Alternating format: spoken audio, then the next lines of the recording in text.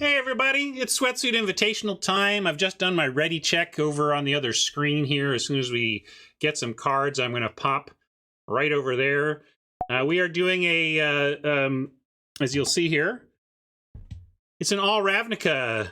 We're doing all three of the Ravnica sets of recent release. And what does that mean for us? Okay, we're starting on War, and actually the Arlen here jumps out at me. Spark Double is interesting, except it's you control, which is not the best. I would rather just have, I think, the Arlen, partly because when we're in chaos mode like this, I tend to like green because it's the easiest way to get good fixing and play more of the powerful cards you end up with. So, yeah, and Arlen is just great value if you can drop her with any kind of protection and just make a bunch of wolves. Other cards I like here include Tamio's Epiphany and Aven Eternal. And the Geode would fall under my fixing strategy that I like to pursue here. But really, it's Arlen into Spark and into these other blue cards here. But passing what I think the next three picks out of this pack are blue. So that's worth remembering.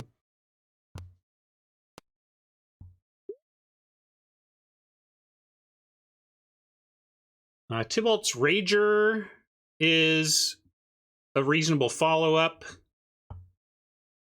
It doesn't look like much, but it does that thing where, you know, like those 1/1, what's the one that we've been playing in Forgotten Realms? You know, 1/1 that dies into -1/-1 can trade up sometimes, and the 1 damage to any target on death matters, as well as the pump. It just ends up doing some good work. Apparition is an interesting build around for the proliferate. A lot of things to proliferate in the set.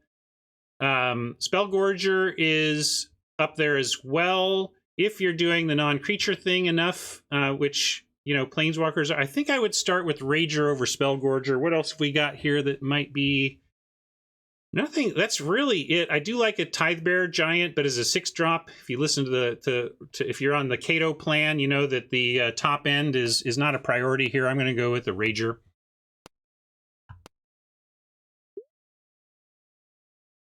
Conjurant still being here is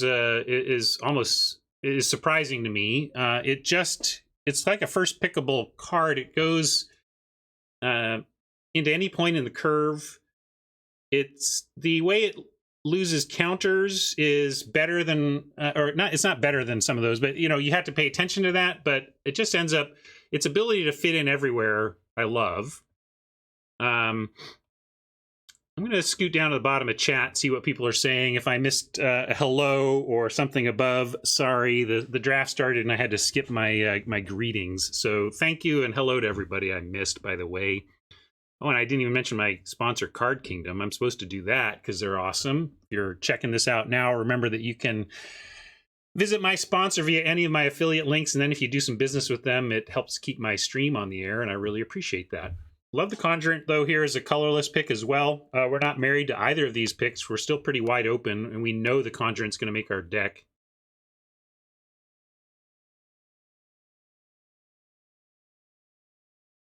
Now, what do we got? Legionnaire. We do have a aggro red card and a colorless card, so a gold card could lead us towards that.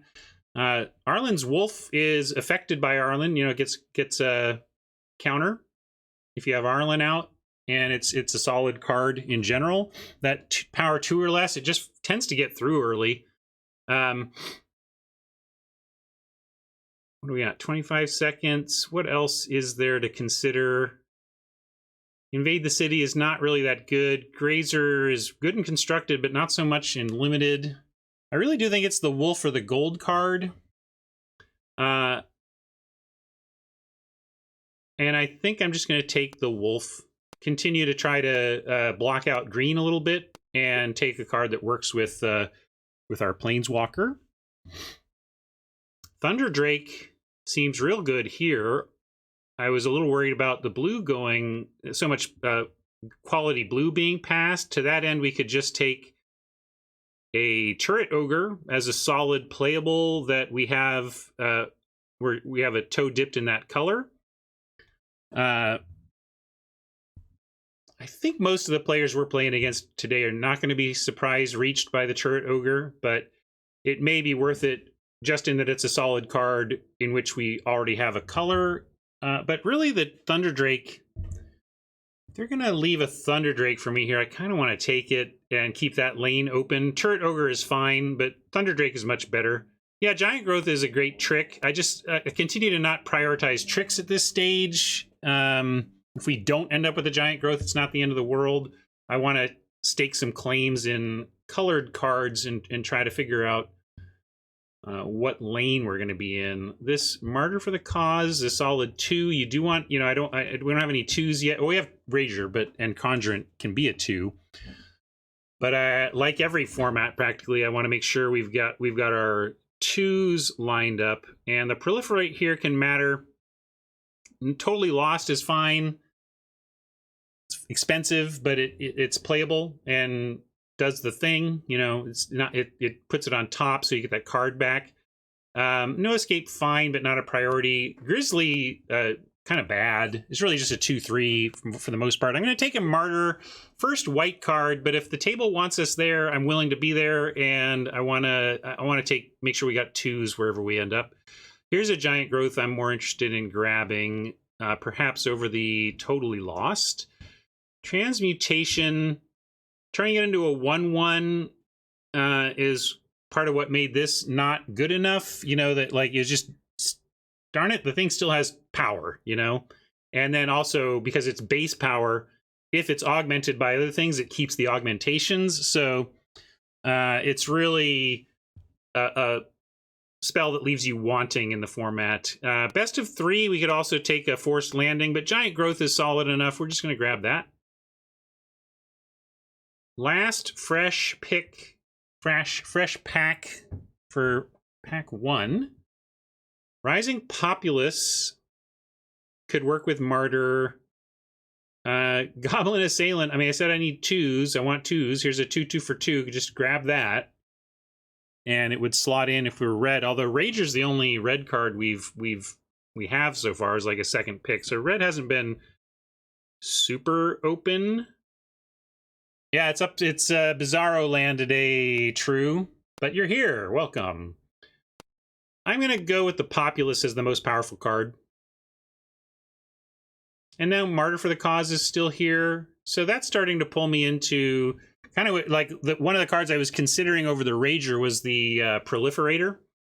The 1/1 flying Proliferator. Now I kind of wish I had that. Hey, true. Congratulations. Great to hear. Moving on up. Hey, taking the Martyr. I'm passing all this green such that maybe others think that maybe I'm passing too much green, but it's not good green.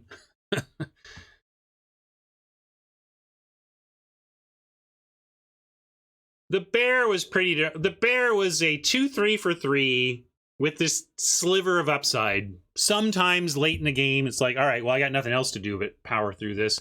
I'm going to take the cheap Death Toucher over the 5-drop flyer here.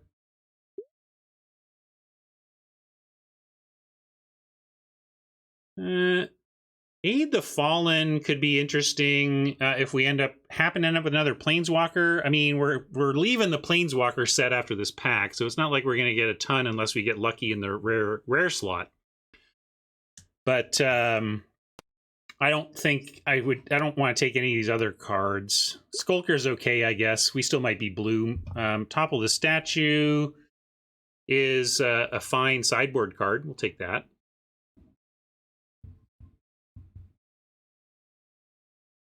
The floor of a 2/3 for 3 is just not the worst. It's just, obviously, you want better than that.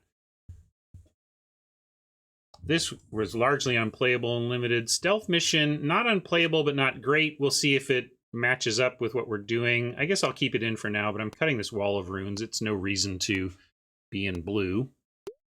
Feeling like we're more green-white than anything, but if Monstrous Blue comes, we could still go for that. And I was trying to be green because now we're into these heavy color pair sets where a lot of gold cards, a lot of double color requirements. There is a gate Colossus. We could take it and start slamming gates, and that's not the worst because I want to be trying to be open in my colors anyway. And really, though, the question is over what, and there's just not much else even pulling me at all. Like Grasping Thrall is the straight up most powerful, you know, in the abstract, like the card that I would want out of this particular format. But yeah, I'm hoping to splash, but and you know, it might be base white, so you can make a case for the Thrall, but let's take the Colossus with 2 full packs of gates to go and see what we can do. Also, in formats like this, where we're all cobbling together from a lot of sets that weren't designed to be played together, the decks are generally going to be weaker, which generally means the games go longer, which generally means things like Gate Colossus get better. But of course, it gets a little worse not having not having 3 packs of the gates.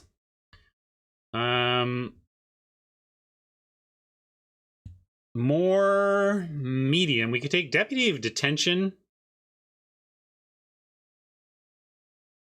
and maybe end up Bant. That could happen. Yeah, let's take Deputy. It's the strongest card here. There's another Gate Colossus. We could also take this and really try to make it happen. Yeah, I kind of glossed over this. Deputy of Detention is good. I wonder if Gate Colossus even gets picked up or if people are afraid of it because of the limited gate quantity. I also think this is the type of table that understands the value of dual lands, and where we might not get the gates we want. But yeah, sure, fine, I'll double down on it. I mean, we're having fun here anyway. Although I'm pretty spiky about this tournament now that they're tracking like results and stuff. Now that there's a leaderboard, I kind of care more.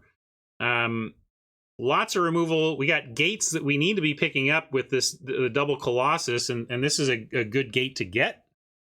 I'm just super sad to be passing a smash and a binding. I did. I got first place and won some coffee. Blade Juggler also high quality here, but I'm willing to take the gate. We took the double Colossus. We got to make this thing happen now.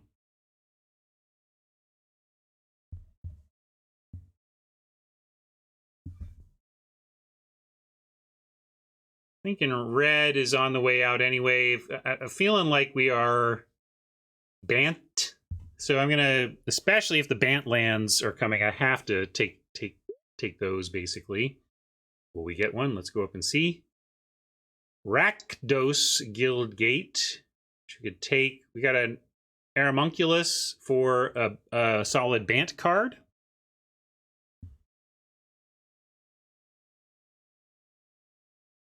A little thick at 3.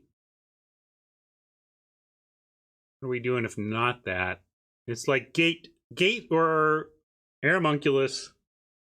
Or if we think blue could be our secondary color, you could even make a case for the growth spiral, but it's not generally that important in limited. More gate. I just don't want this is the not Bant gate, which is my issue. But we may still we may yet play some not Bant colors.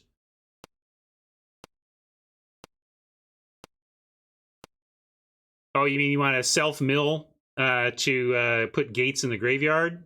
I don't think that's good enough to play such a card that I think is generally pretty weak. I'll take another Guild Gate here, though. Gatebreaker Ram, though?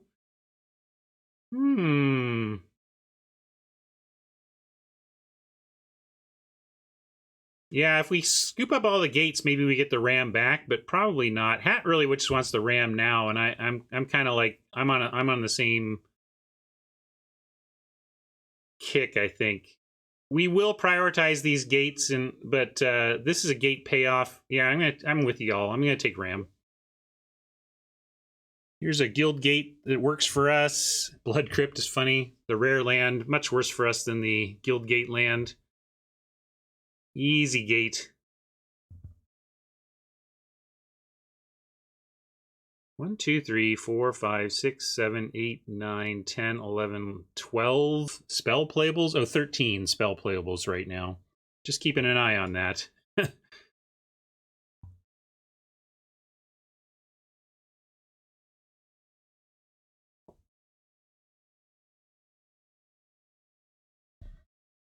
I don't know if we can splash red easily yet. We've got 2. Before I would call it an easy splash, I would want some... give me one of them. It's in this set, the 1 green... Open the gates, what is it? You know, go... here we go. This is another gate that's on our list. Again, I would not mind an Aeromunculus, but I'm not messing around. We need to pick up gates, and those are the perfect ones. What do we have in Bant for the next pack? What color pair? What guild is in the next set on Bant colors? Because this has Simic.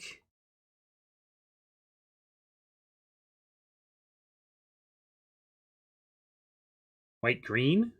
Yeah, I guess Selesnya is in the next one. So that's it. Here we get a Knight Arbiter as good top end over Summary Judgment for removal. Those are the 2 choices, I think, these 2. I like these lockets as well, but I can't prioritize it over impactful spells given the gates we're picking up.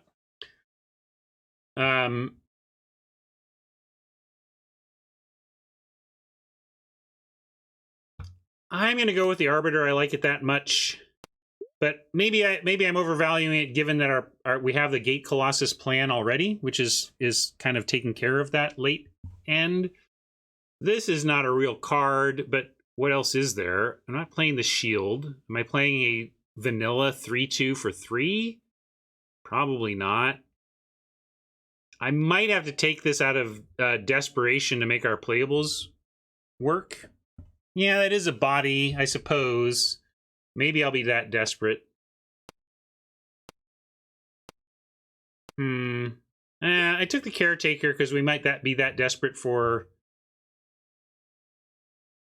you know, mana colors. Here's another one we could grab. There's also an Axebane. We're pretty low on 4s. If we're going to take a vanilla creature here, of which there are several, let's take the Beast.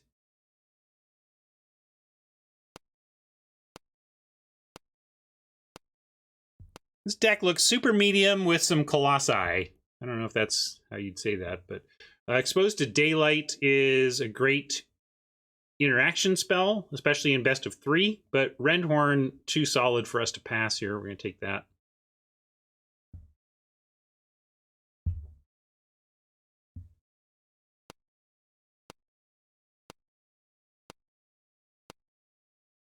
Four gates. Hoping we can find some more. The Growth Spiral does come back around, but we could just grab a big old Wrecking Beast. What do you think? We kind of got our top end worked out, right? We don't need a Wrecking Beast. I'm going to take the Spiral.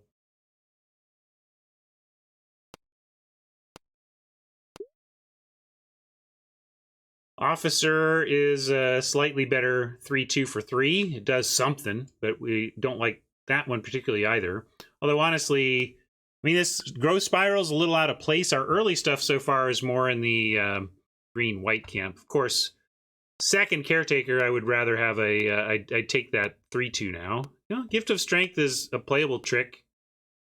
Not amazing, but it's playable. Dimir Guildgate is a thing to consider. What else we got here? Dawn of Hope. Powerful if you're gaining life, but are we? I mean, it self-combos in a sense, but you really want other life gain before that's, I think, where you want to be. It does enable itself. I've been underwhelmed by this in Limited. I have found it too slow, but this, there's not much else to take besides a Guildgate, and this is going to be a slower format, and it does at least something we can do on 2. Yeah, that's fair. It's got some raw power, boy, I think if someone just picks low creature curve, low curve creature deck, they could do really well in this format. I will take the Dawn of Hope, but my hopes are measured on that one. Nothing great here. We'll take an ETB tapped Forest, I guess, that helps cast Colossi. Yeah, Patrol is fine. I wouldn't call it great math, but you're right, it's fine. I just think but with double Colossus, we're going to take the gate here.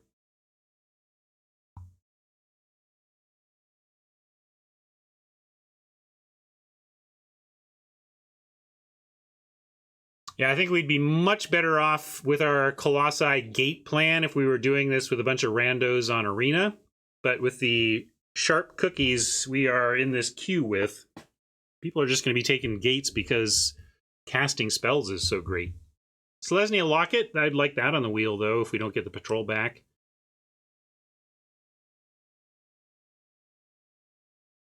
Yeah, I do feel like we've prioritized them and we're in a decent spot here, right? 5 total. One more good one and I'll feel solid. A couple more good ones and I'll feel excellent. Healer's Hawk could work with our Dawn of Hope. Probably a reason, the Dawn of Hope alone is probably a reason to take the Healer's Hawk here, besides the fact that it's just a good card. Cavalier is also appealing. It's so heavy, it's possible this wheels, but I was looking at the Cavalier, but I think the Dawn of Hope says we take Healer's Hawk here.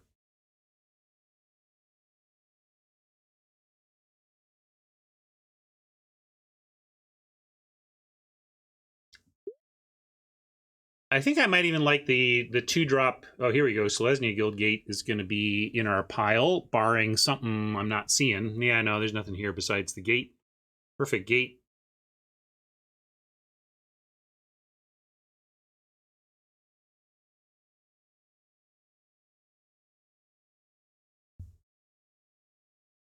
Yeah, Sprouting and Renewal will be nice for the board. If that wants to come around, I would not kick it out of my sideboard.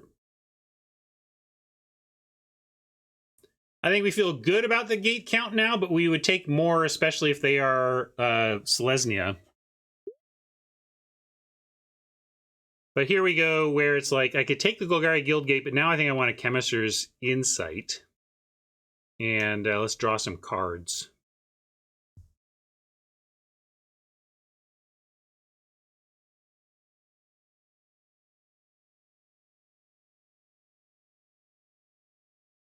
Eight, 7, 6, 5, 4, 23. What I'm most happy about is that there's 23 cards that aren't lands in our deck right now. So now we're upgrading. And we have a lot of places I would not mind upgrading. But at least, I could... Well, I don't want this Caretaker. We really need to... I would love to improve these Caretakers, for example. Flower Flourish. That seems pretty good for us over a gate. Kind of can replace a land and be an endgame play. Shieldmate dropping in easily at 2 is also nice. Yeah, Forager's not bad, but I think it's the Flower for mana help plus a closing plan, or just the Shieldmate.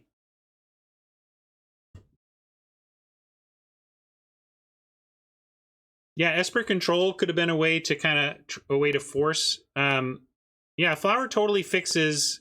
I am worried about 2s, though, so I'm going to take a Shieldmate. Hey, Conclave Guildmage is a nice pickup. Another Shieldmate 2. Rosemane Centaur. You could make a case for, but again, our top end, this is kind of top end-ish, even though it has Convoke, and I'd rather continue to solidify our 2s. This has long game. I mean, you're making spitting out creatures for 6 mana. If you get there, it's still fine. And again, a very castable 2-drop.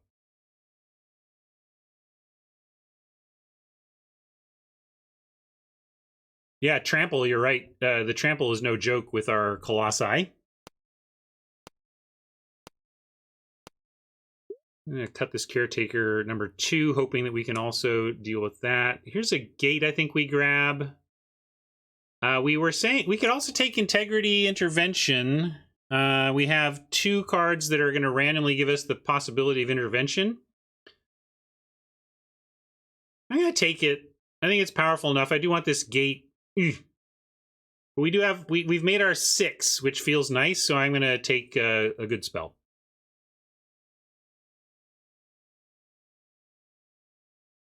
Did you read that what's their names? The South Park co-creators are launching an actual weed brand called Integrity. Pax Favor is what comes back to us here. There's a Take Heart as well. They're very similar, but this Convoke 3 is... I like Take Heart at 1 mana for 2/2 over having to Convoke 3 for... And yeah, it gains life as well. Maybe I need creatures, but I like the life gain call on that, so we'll take that and see. Here's this Lesnia Locket I thought might come around, but we do have a Ladev Guardian. What's our creature count? Now we're at 15 creatures. So that's a good... I just worried that I was like at 10 or something. So we got a solid creature count. So and with Colossus, we're trying to power out. Let's go ahead and take it.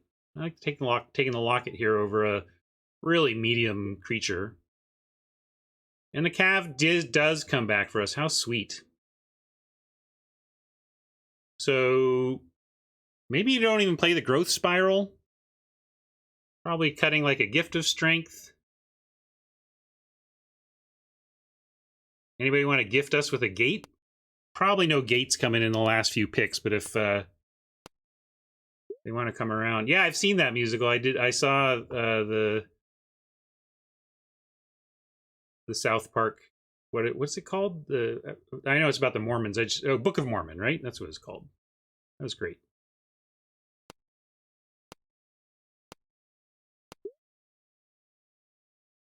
Boros Dimir. Looks like nobody's Dimir. We'll steal an agent in case somebody was hoping to get a late gift. Not playing that.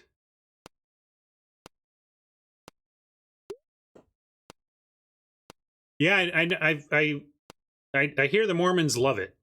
That it as a community, it is generally embraced and quite enjoyed by the Mormon community. All right. So with Integrity, we can probably cut a Take Heart. Although we might even want to Take Heart over a Giant Growth just for the life gain factor, given the Dawn. Giant Growth is a better combat winner, but it has less synergy with the other stuff we're doing. And where does this leave us? This is 16 creatures, so we could even cut a creature from this if we found one that we're like, this is just too weak. Like this Axebane Beast could go.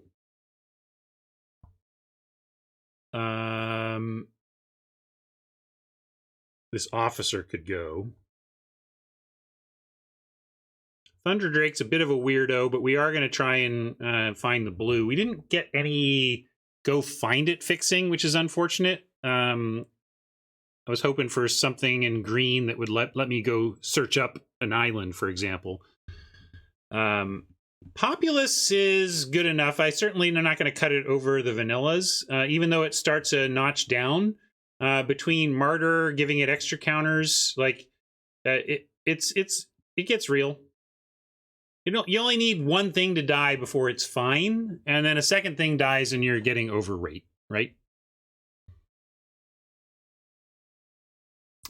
So I guess cut the vanilla. I'm going to cut the Beast and keep the Officer, but keep an eye on that. If I draw the Officer, maybe we'll just rather have a 3/4. We can think about what things we might want to bring in for that. I mean, you could do Caretaker. How many? We got 1 blue, 2 blue. All right, 2 blue lands is nice. Not amazing, but it's nice. This Rakdos Guildgate is the worst. It's really just here an EDB tapped land to cast Colossi on the cheap, but we're still going to run it. Also, it does give us an avenue towards intervention, which is not nothing. And then is 3 blue sources enough for Insight, Thunderdrake, and Arbiter? Maybe Thunderdrake is weak enough to drop for the beast, just because we don't have great fixing for it. And if you're casting this late, like if we don't cast this until turn 7 or 8 or something, then we end up potentially not being able to trigger it much because we've dumped our hand ahead of casting it. So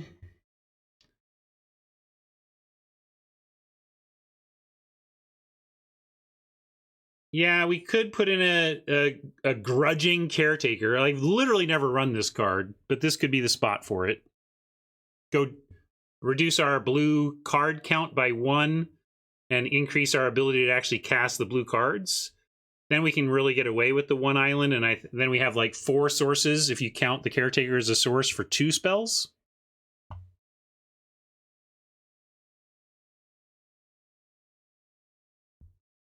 I really hate this card, and it's going to be embarrassing when I cast it if we run it, but it might be what the deck needs.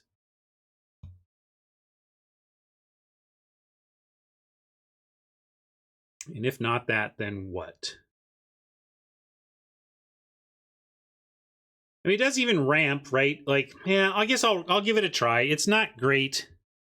It's not, well, I don't want to run a wall for the, I mean, I'm trying to reduce the blue since we didn't quite get the searchable fixing I was hoping we might find somewhere in the draft. But I think this is fine. And they're saying 4 green, 6 white. That's 4, 5, 6, 7, 8 green sources. 6 white is 7, 8. All right, well, good job, algorithm. I think that's correct.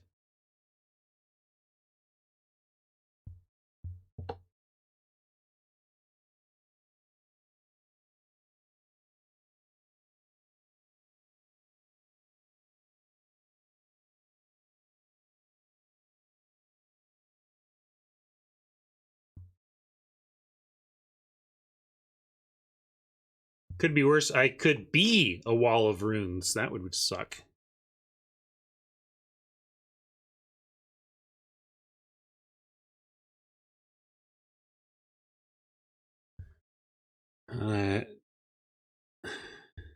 September 2 Sweatsuit. Let's come with a better name, though. Got wolves. Let's do something wolfy. We've got a wolf, and our planeswalker makes wolves. We also got these colossi, so maybe wolves at the gate. See what I did there?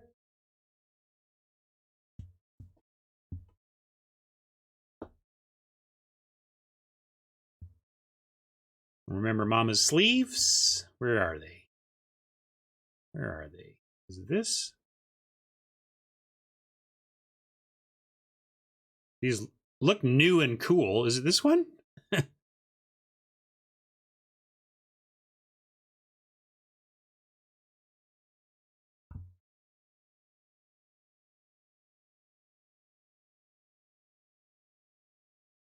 I don't, well, okay. Keep scrolling, keep scrolling. Keep scrolling. Oh, okay, this one. Gotcha. Sure thing. Got those. Let's get better lands. So 6 plains. Anybody redeem basic lands? 6 plains, 4 forests, and an island.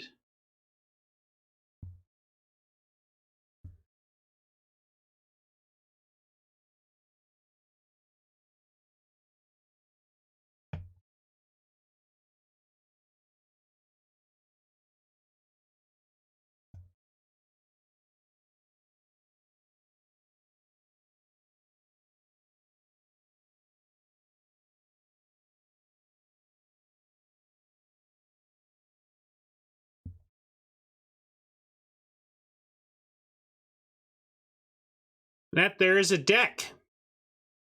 I have no idea how good this is given the field and the challenges of a format like this, but we got some tools. Let's see what we can do. A little low on interaction, don't love that, but we got some powerhouse cards that if we can get to can win us a game or 10.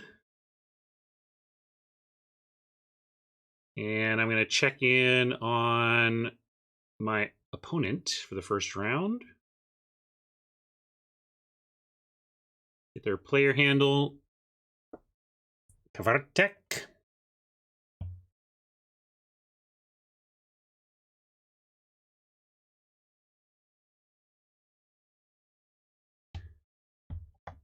There we go. All right. Well, hopefully we'll be battling right quick.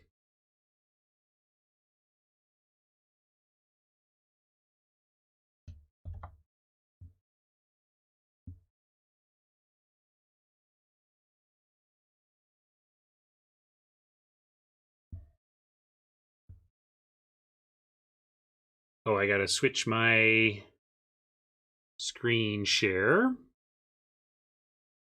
to MTGA. Come on, am I in the right place? GoingOptimal. Screen share, MTGA. Hopefully that does it.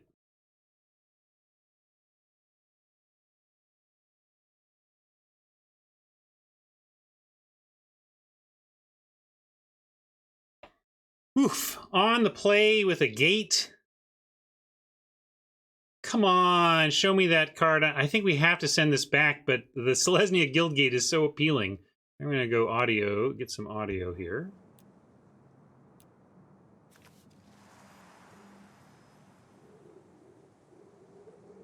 Hey, Ben. Oh, it's Ben. Nice. I wish I was there too. It's my friend Ben who was on my fishing weekend. Welcome to the stream, Ben. Starting off with a mulligan here. And now I can't quite do a double mulligan. We're going to keep it and hope we draw some stuff. Let's see. We've got white, green, no blue yet. I want to keep our guild gates. So I'm going to just give up a forest here.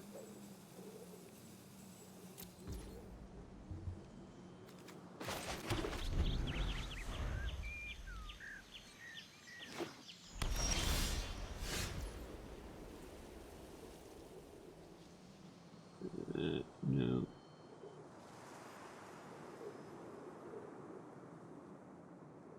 How do I can't do it. All right. Let's look. Oh, there's our blue. All right, we got all the gates. We just need to find ourselves a Colossus now, and we should be in good shape.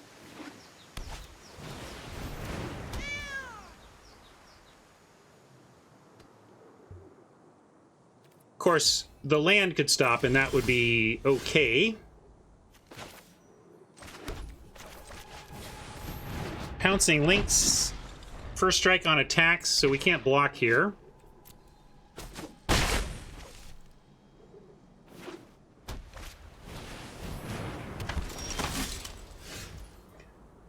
Let's see, if we go Locket, untapped land, we can play a Martyr, so we'll do that.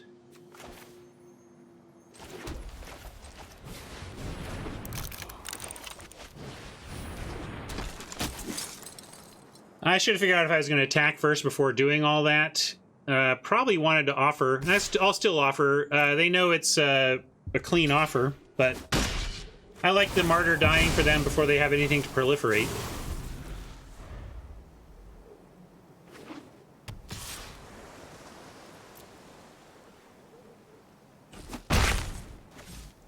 Might just have to be cracking this Locket with the way things are going.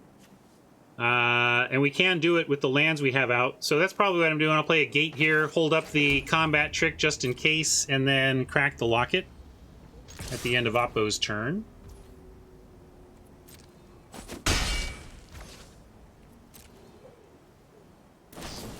Hey, Ben, are you a baseball fan? This is a tournament that is put on by former All-Star Major Leaguer Hunter Pence, who now streams Magic. Kind of funny.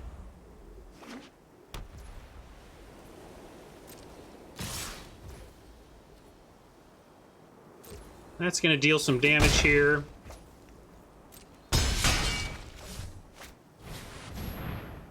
Let him surveil, and then we'll crack the locket.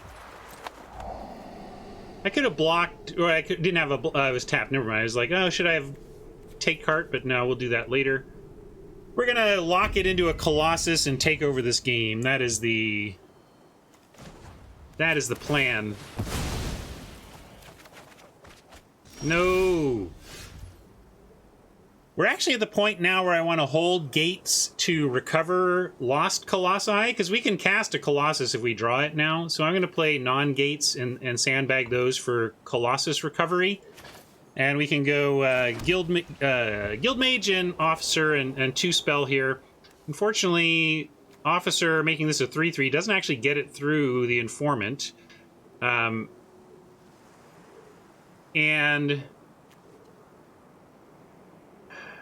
well, I'll at least start this. Yeah, we have the take heart. Do we want to do it? Do we want to use it to get through an Informant? Maybe. Maybe. We can still cast everything, right? Oh no, because I let the auto tap screw me. We could have if I had been paying attention. I think I'm gonna go.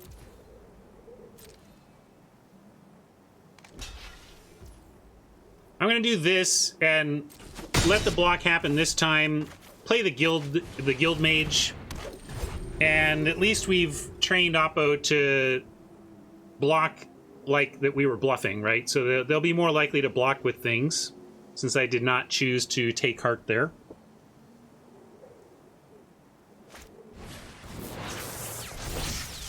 Flying Lynxes. It's a quick clock. We're at a virtual 3. But take heart can get us some life back.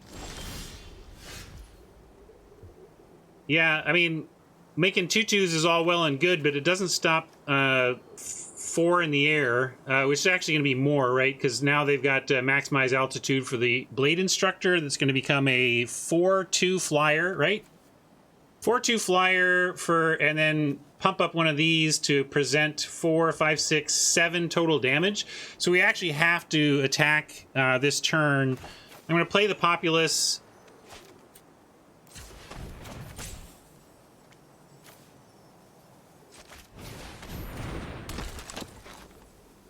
And send...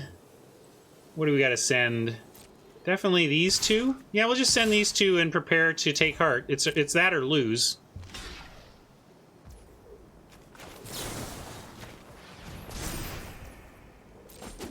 Unfortunately, this probably just means we lose next turn. We don't have a good plan for these flyers.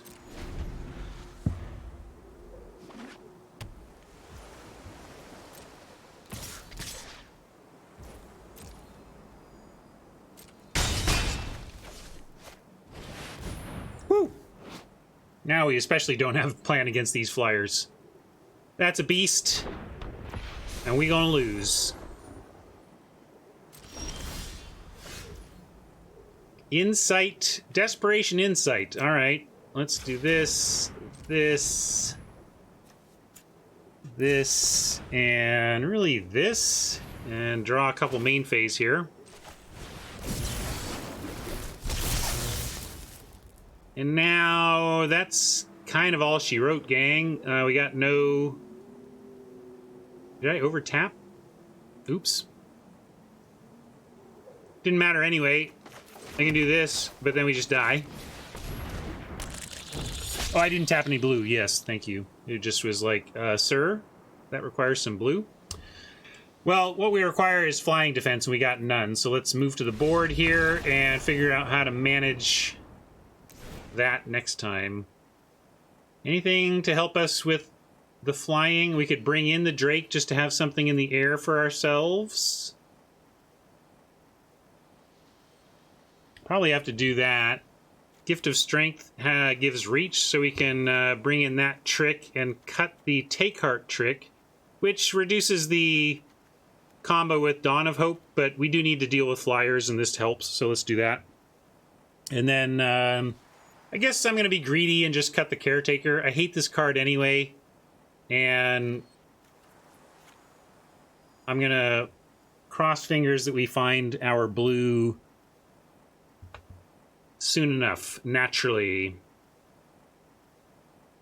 I could, I guess, recut the Drake and just call this our plan against flying.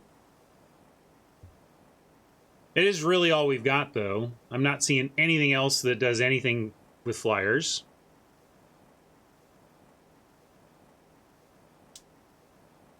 Well, they're not functional reprints, right? For one thing, the other one's a 1/2, so it's got power. It doesn't have reach. Doesn't Jasper Sentinel also have reach? Or maybe it doesn't. The reach, so it has power, it has reach, it doesn't have defender, so you can attack with it. And also, it's no small thing that its creature type is elf. It doesn't matter in all of its constructed appearances, but the elf creature type also is a definite plus for that version. I'm going to risk it. Biscuit risking. Here we go. We might just be short on blue here, but we're going to take a chance. Risk some inconsistency for power level. Yeah, that's true, Rogue. Rogue Elf, although I don't know if it's showing up in those decks. Well, look at this. Awesome. We got our blue. Good news, everyone. Good news. With the Conjurant in hand, I'm keeping this. Sorry. We might just bomb out of this now. But we have a Conjurant play, and we have our splash color. If we get any kind of land here, it should at least help us cast a Ram or a Knight Arbiter. And do we cast the Conjurant on 2? Well, I'm planning on drawing a basic land to cast one of these on 3, so I am going to do it. If we don't draw land, we're going to want to have this ASAP. If we do draw land, we got other plans. Hey, thank you, deck. Appreciate that. Magic Gods. And Officer even gets a little lick in here with the Conjurant.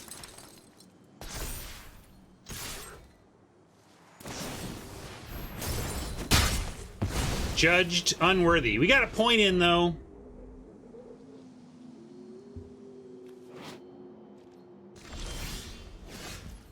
All right. We are stuck, but looks like so is Oppo. Oppo just drew a card, though, so let's see if they end up dropping a land here. Two pulls at a land. There's that Deputy we passed. Would love to get that. Would love to have gotten that, that is. Well, another Martyr is at least something we can cast. Desperately need green, or this game's not going to be too interesting.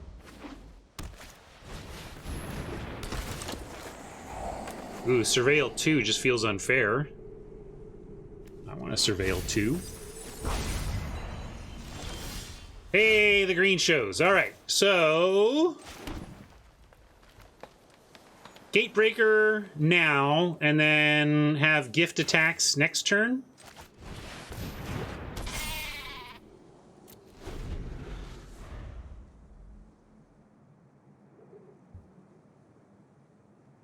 Any land's going to get us an Arbiter soon enough. I mean, if we draw Gates, it's not next turn, but that's all right. We have something to do next turn. +3/+3 means we even have good... Like, if we send in everything, if they double block, like, Detention and Informant, yeah, even that works. All right, I'm in. Let's ship it and use Gift if needed, and have Knight Arbiter if not. I'm going to do it. This is a big, annoying thing. This kills it. Let's do it. That was our big flying defense, but, you know, smoke them if you got them. Math, like, stay back, play Arbiter. Fair enough.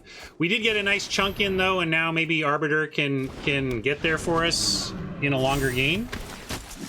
That was interesting. I guess they want to get rid of the ram instead. That's fair.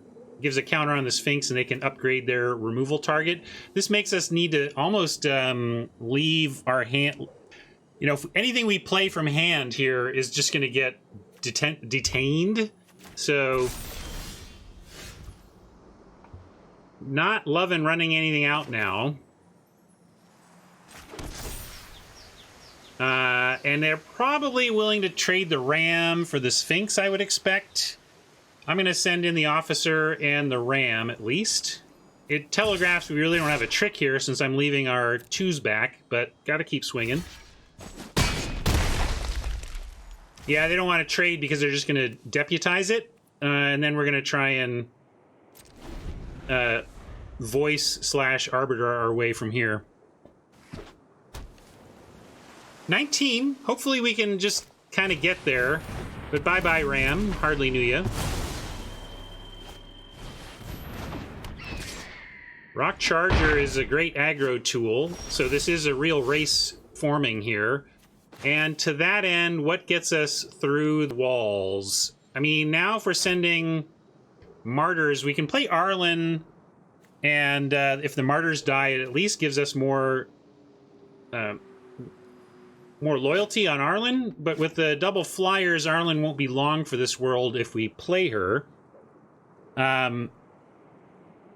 So, yeah, the Arbiter is probably more reliable damage for the rest of the game than the Arlen anyway.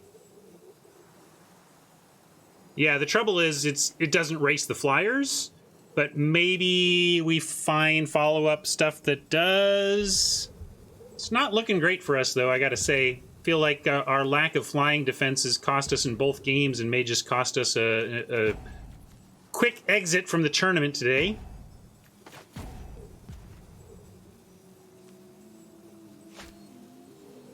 Yeah, but they don't need to race down here. They're just going to race up here, right? Arlen for life gain. How are we getting life gain out of her? I don't understand.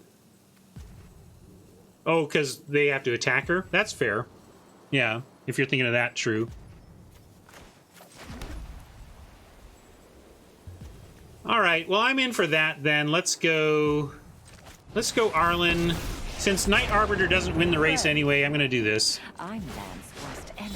Let nature guide you. And I am going to swing away. If they want a gang block to kill one of the Martyrs, they can't kill both Martyrs. If they kill one of them, both Arlen and the Wolf get a counter.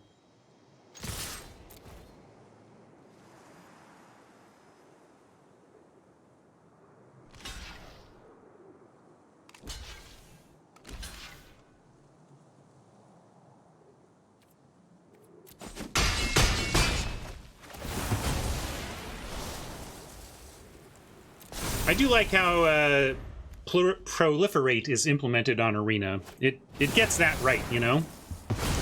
Boo. That's gonna be game, I think. Let's see, what can we get? I mean, that did cost... We gained some life there on that, but that's just a brutal draw. Land here is not going to win us this game. Remember how we drafted and built around 2 Colossuses? Remember that?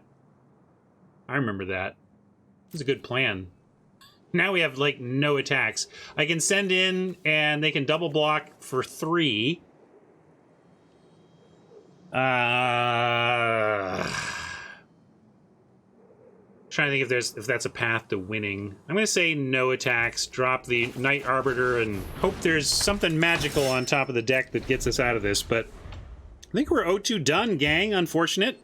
But it also does mean I'll stick around and we'll play something else here. I won't be hanging up on you just yet.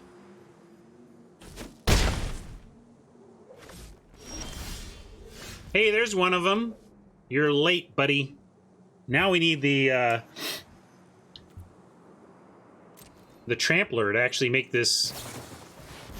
Ooh, there we go. All right, all right. Well, actually, we don't need a Trampler yet, because these 1-powers can't block the Colossus, so... Technically, we're presenting lethal.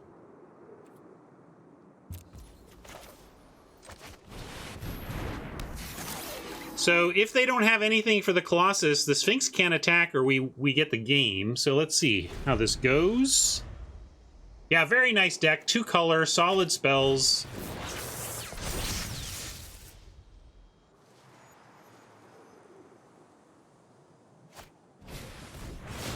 Five, 6, 7, 8, 9, 10 for the Xaxes. Well, salute that, gang. I don't like this card at all, though, I gotta tell you.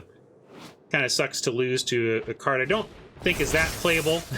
He's doing it twice for the full rub-ins. You don't like this altitude, huh, Ryan? How about losing to 2 of them?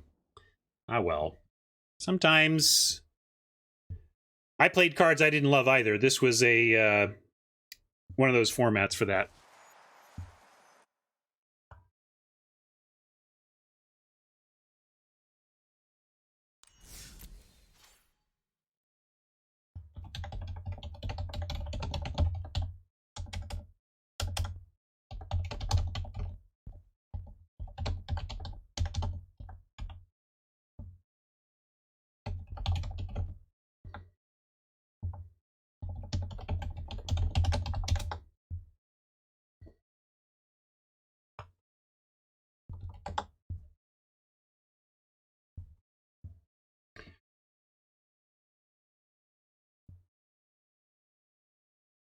Yep. That was unfortunate. We knew we just didn't draw the quality of end of our deck in time. We kind of did by the end of the second game, but it was too late. Of course, if we'd drawn it a turn earlier, they just would have had the Law Mage for that instead. But I am not betting on Chris to go all the way. I'm sorry. There was some good. Well, it depends on what part of the deck he draws, because the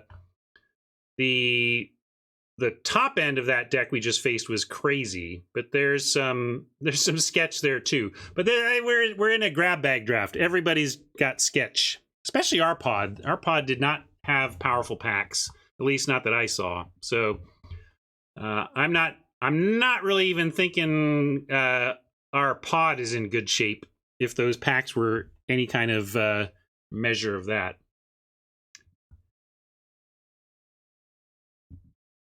Yeah, there was some. By the end, I was really missing the black, I think. I really wanted to. Yeah, a lot of the best cards in the later packs were more in the black lane. What am I gonna do? I'm gonna go do this, but start with a farewell to YouTube friends on that one. Thanks for hanging out for the Sweatsuit. Sorry it was 1 match long, 2 games long. Boo. That's single elimination for you. We will try to add to our medal count some other week. Bye, YouTube friends.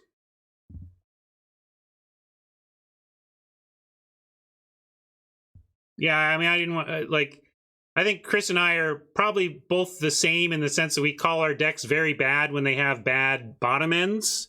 Obviously, Chris's deck has some really quality top end stuff that we got destroyed by in the first game, and then second game just got run over. But his very bad cards came at the right time, because those stupid flying spells got him out of that.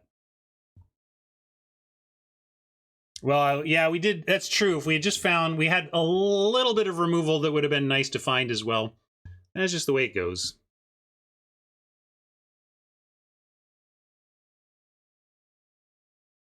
Oh, that's nice, Siriana. Good vets are good to have when you got fur babies. All right, I'm gonna do a quick one of these, and then we'll say hello to YouTube again.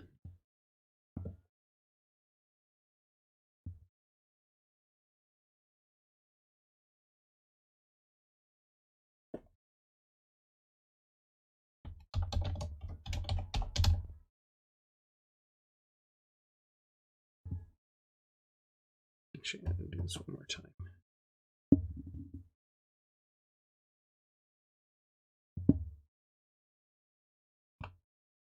Hey, gang, welcome. Unfortunately, I'm doing a draft right now because we just bombed out of the Sweatsuit in a 0-2 first round loss. Such as single elimination, but good news for everybody else since I did not get a stream in this morning because of the downtime. I'm at least going to jump in and draft and play a few games. I am not promising we finish this, but I promise we will start it. Magic Arena cooperating, that is. It's been cooperating so far, though, so hopefully that's going to work out for us. Let's grab this. I have, let's see, the three most prominent cards I have designed that saw print are Temporal Mastery, Chromanticore, and the First Eruption. That's kind of my trinity of mythics and rares that are kind of special and cool that I designed. I have my hand in, filling out some commons and uncommons and stuff, but nothing super incredible. What's super incredible here, though, is we got ourselves an excellent black-red card to start. Drizzt Do'Urden. I think I've splashed this more in black-red than I've played it in green-white, which is why I'm making that joke. But we're going to take it and actually try it. I like green-white a lot, especially in a world where everybody knows black-red is the hotness. And we will start here. For those of you skipping ahead to the draft portion, also the hotness is my sponsor, cardkingdom.com. A little bit of a tongue twister for me sometimes, but they never twist me up on the retail. I love them. I use them all the time. They are my model for how to run my own store, because I do have my own store. You can check out my stuff too. It's pretty weird to have a store and have a different store sponsor me to talk about their store, but that's Card Kingdom for you. They know me. They know I'm not really a competitor for them and that I represent them well around here. Tell y'all what's up. Now we got a Steadfast Paladin to go along with Drizzt. This fighter class is interesting. I think it's, if you're in the red-white equipment deck, you're going to run it every time. I'm not going to take it here over Paladin, though, with Drizzt. If we could ask to wheel this Ranger, I wouldn't mind. I'm a little worried about the lack of green-white in this pack. I don't think we're going to wheel much. I barely see Gloomstalkers. But Paladin is incredible. We'll grab that, no problem. Portable Hole over Planar Ally. We've got Vampire Spawn. I didn't say anything, but I don't love to marry my first pick, but so far nothing has been so good off of our green-white opening that I would switch off of it. Paladin, one of the best cards in the last pack. And Portable Hole, good enough here. I do like me some allies, but I want them a little later than this if I can.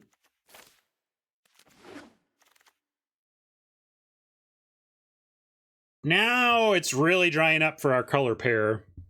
Although it's not like there's anything good here. I mean, Hexblades feels like the best card in this pack.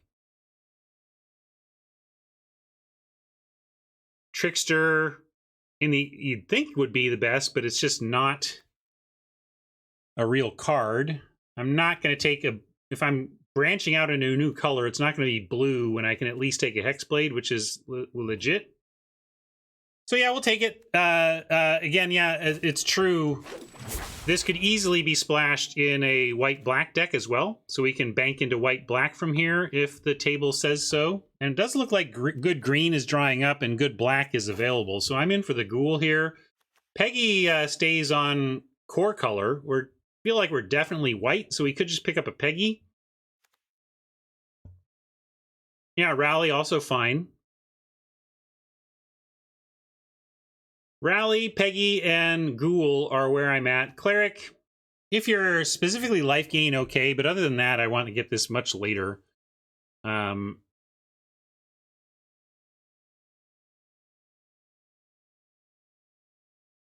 black is one of the more powerful cards in the format. I'm taking the Ghoul. 2-drops are just utterly essential. And this is one of the good ones. Even if we're not doing the steal and sack tricks, I just think this is a great 2-drop. And now I'm thinking Blinky Dog. Sure, Math. I mean, that's what I mean. It's at its worst here, but its floor is still the curve filler you need at the 2 slot. I'm taking Blinky. I think we can work with that. Get its power pumped up. Hey, this is fantastic. If we want to bank back towards the green. I can't believe this is here. I felt like green was completely cut. And then a first pickable green card shows up? Wow. Well, I'm confused now, but we'll take the best card. Bard over Sentry. I mean, this is another... It's not great, but its floor is curve filling 2 power. But we'll take Bard.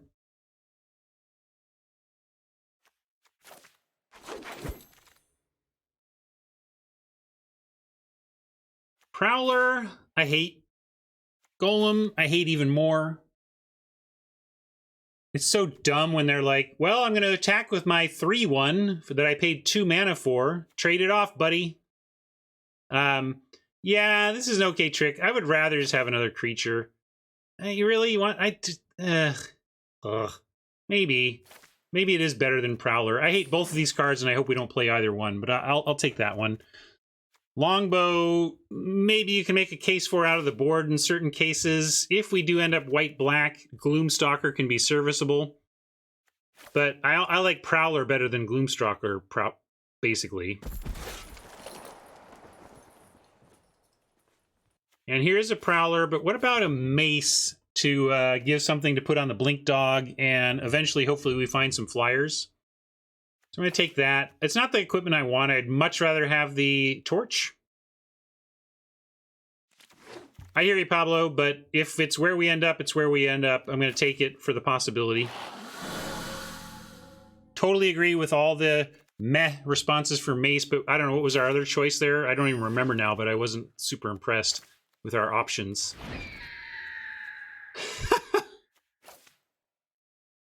Darn it, it's a legend.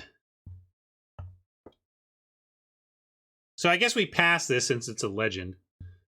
No, we'll take it. Unicorn, nice. Peggy, nice. Shepherd, nice. Double duo Durden.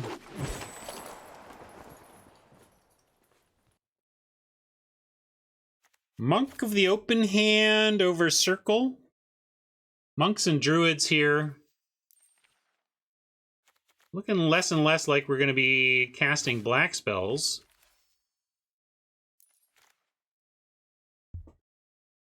This might wheel. People don't really like it, but I find it to be pretty good. You just need to trigger it once and you're happy. Twice and you feel like you're getting away with something. But this might be the better abstract card, especially with our current curve.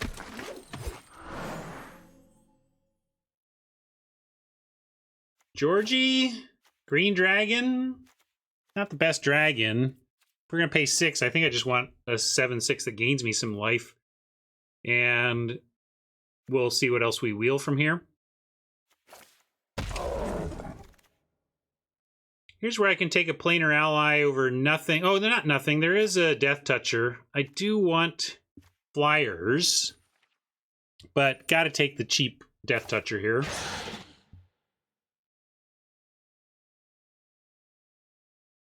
Yeah, that's why it doesn't have flash, JC, because then it would be a good dragon. Green always gets the worst dragons.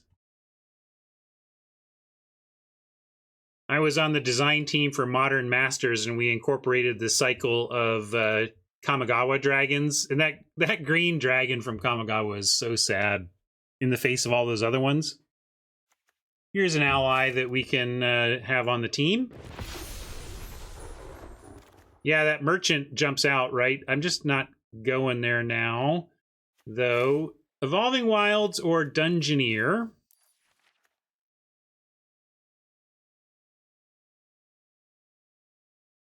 With the ally, maybe Dungeoneer. We can pick up one of these later. Let's get spells. Lone Dungeoneers are pretty bad, but if you can just get enough venturing going, then it's fine. Bunch of garbo here. Practically want to do vault progress over a second ambushed on the road. But we might be desperate. I guess I'll take it over random uncommon for literal vault progress. Couple of underwhelming green critters here, but we'll take the 4.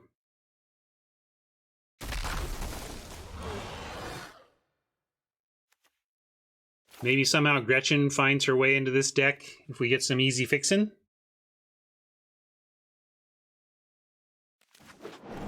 Yeah, it could certainly take some gems, and I will do that here. Nothing for us here, so we'll take some gems.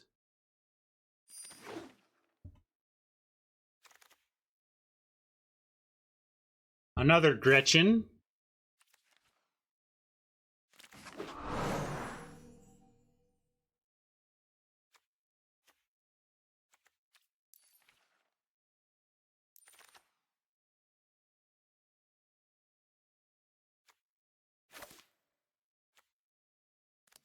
I'm never playing Find the Path. I just, it never feels like it was worth a card to me. I shouldn't say never. I suppose I could come up with decks where you wanted to ramp from 3 to 5 that badly and the venturing was real. I could see it, I suppose. But I don't love it. Priest, White Dragon, Purple Worm. This is the real green dragon of the set, right?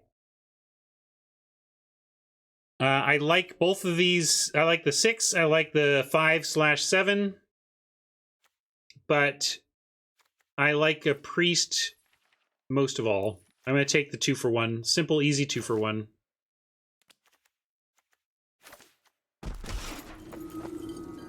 Hey, now, there's a rare we can grab. That's some top end I like. I want this Paladin, but we're not passing Froghemoth here.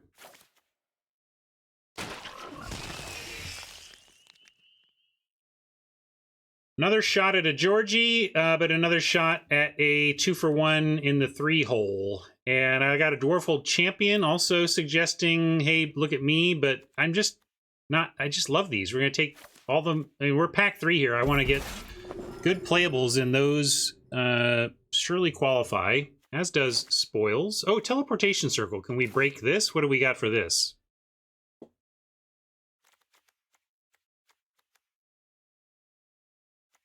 Yeah, but what are we circling? 2 priests, okay. Anything else? Dungeoneer would be okay. Drizzt, I guess, just makes more and more duders. Hill Giant gets life. Yeah, we got enough going on here. We'll take it. Inspiring Bard. The list keeps growing. I'm going to take a Disciple. We'll take the Dragon, or the Bull's Strength, which we were talking about recently as just a surprisingly excellent combat trick since it plays both sides. Has an offensive mode and a defensive mode, which makes it nice. I am down on Dawnbringer relative to a lot, I think, but we'll take it here.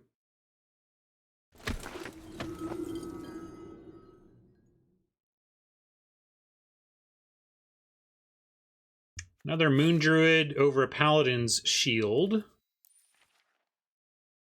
Yeah, let's fill out that 3. We can even consider this second ambush now if we just want to get super combat tricky about this whole affair. I'll put a Gloomstalker and hope it stays in the board. And here's another Georgie to take for the top end. Herbalist. Hit the bench.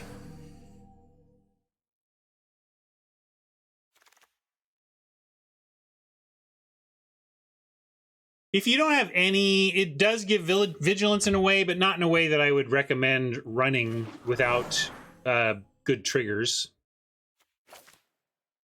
I don't even see rope. I hope we pass it to somebody and they play it against us.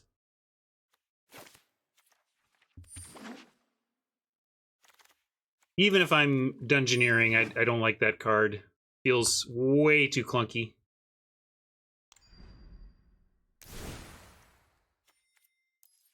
All right, well, we stuck with our first pick, got rewarded with a second one, and now we just need to make a couple of cuts, and we have a deck. Let's take a look at the split. 19-6. Yeah, I think I do want these two ambushes just because we don't have a lot of interaction. And we're going to cut our worst creatures. I don't know about cutting the mace. I think giving a little bit of oomph is fine. I'm down with cutting the 4, though. That card is actively bad. And then, yeah, I think Stalker... I like Stalker worse than the Blink Dog with the Mace, Bull Strength, and Ambush.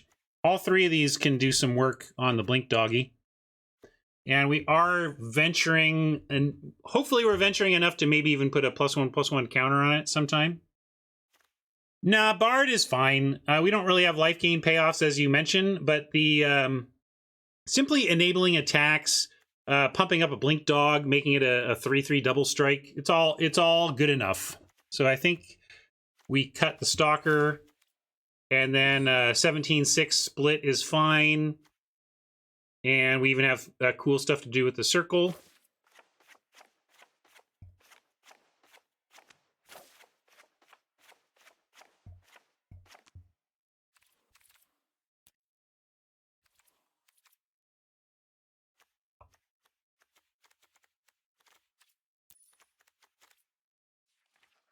This has potential. Not a masterpiece, but if we won more than we lost, I think that would be within my expectations here.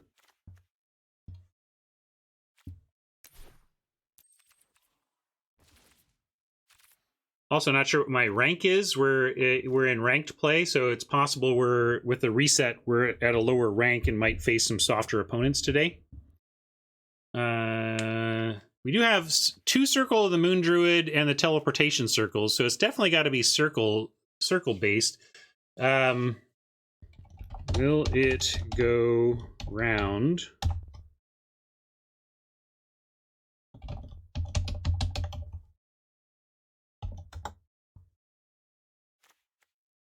That's for Ben if he's still around. Ben and my other fish heads. Will it go round in circles? Way up high like a bird up in the sky. Oh no! Fine. I'll call it Will It Go Round is the new name.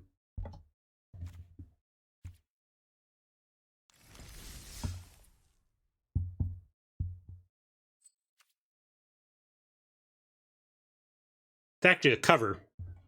Circles. It's a great song by Fish and the original artist.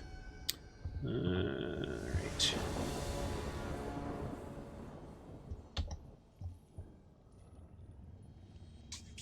Ben with the knowledge. Alright, what do you think? How are we gonna do in this one? This is a par poll. If we were to play this out 1,000,000 times, what would our average win count be? I'm on like 4. I think this is a good deck. I think we should win on average about 4 times with this. Chat even liking it better than I do.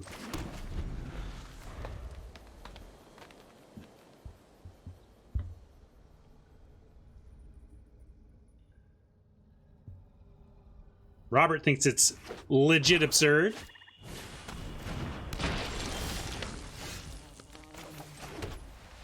Stupid shambling gas ruins all your fun all the time. Now we gotta like decide if we're trading paladins for shambling gas, but we probably are. Just keep it moving. Get creatures dead in the yard for the Froghemoth here and curve out with Priest.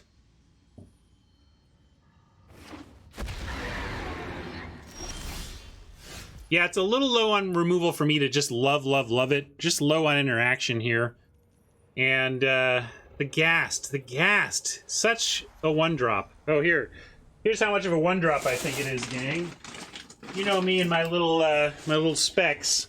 Well, I ordered 18. I don't know why it says 78. I ordered 18 foil shambling gas from a vendor on TCG Player because they were bulk common foil prices. It's just waiting to be abused in some format or another, you know? Somebody's going to abuse the heck out of it in some combo deck. And these 25-cent foil cards I got are going to be $3 to $4. You'll see.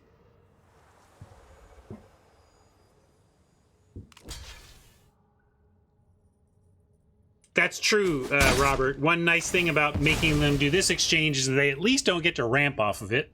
Make that treasure token, which is why I think it's a deep constructed card way into the future of the game.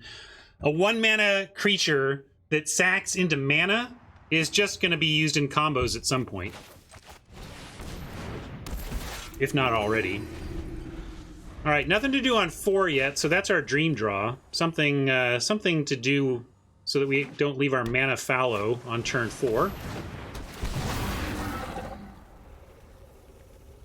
What do you think, Magic Gods? You got our back? Bard would be excellent. Yeah, we don't actually have a lot of 4s. We're looking at Teleportation Circle, Veteran Dungeoneer, and Bard. But we missed. So, unfortunately, nothing doing on turn 4 here. Circle would literally be the nuts. Start bopping the Priest out. But if we're not going to draw a 4, this is a pretty nice 5 to hit. I think we actually go Froghemoth, George, and then Drizzt. And then we can start risking the George and try to grow the Drizzt. Maybe I'm overthinking it, though. And we should just play out the 2-speller. Oh, come on, Teleportation Circle. Oh, you are really a turn late. Oh, can you imagine where we'd be right now if we had Teleportation Circle active? Man. Still gonna be great, you're right. Trample Haste Froggy, though, does good stuff here. I like it. We'll do it. Circle plus Drizzt plus Ancient Lore plus... Circle is great with everything we have. It's just Circle would have been great on turn 4. I'm not sad to see the Circle, just sad that it couldn't show up just a little bit earlier. Circle, not a combo. Oh, wait. Is there supposed to... Oh, it's just theirs. Should read. Yeah. Not a combo with Froggy.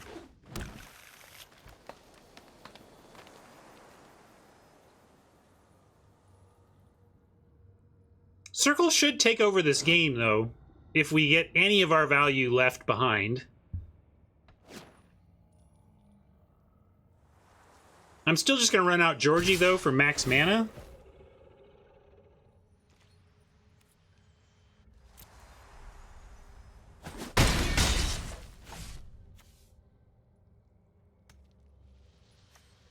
Interesting deck here. We got a deck of many colors.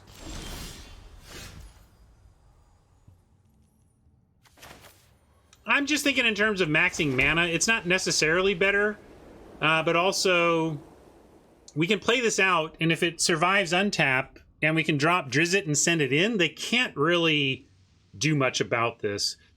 Man, we could send in we could send both, but I bet they trade off their priest for our priest. Are you cool with that? I guess if they do, we get more counters on Froggy, which is not the worst, but I did want to start looping this. Although, I guess if we have Drizzt, it's even better. Rather than draw a card, how about a free 4-1, right? So, it's okay to trade it off. That's where I was at, Siriana, but as I talk it through... Oh, it's a legendary token. That's a good point. Well.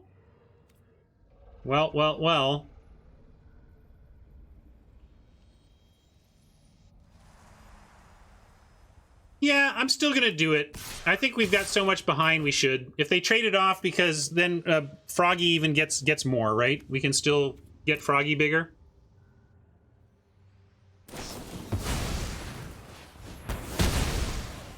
Woof.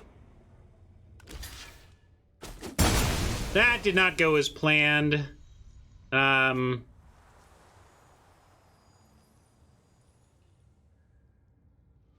I'm going to go with my thought, though. I don't know if this is 100% right.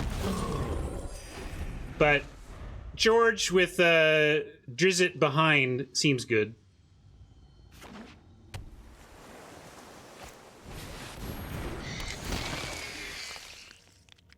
What was it? I said something about taking over the game or something? Did you remember that? I was going to take over the game. I was pretty sure of that.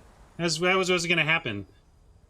So now I'm going to go Georgie. Hold a turn. Drizzt number, then try the Drizzt play again, and then hopefully they can't really attack with their own George again, or else we trade off Georges and make a massive double striker.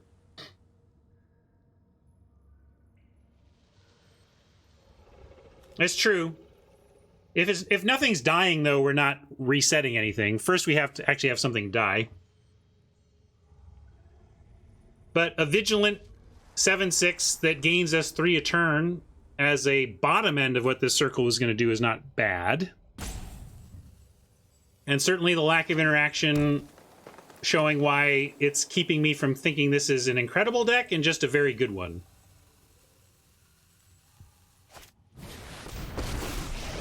Oppo dropping more bombs than we are. Ballads, hymns, dirges, lullabies, shanties, they're all great. So, clean up in the losers bracket? That's the plan now. Haven't won a Magic game yet today. Who's ready? Try and play till I do at least that.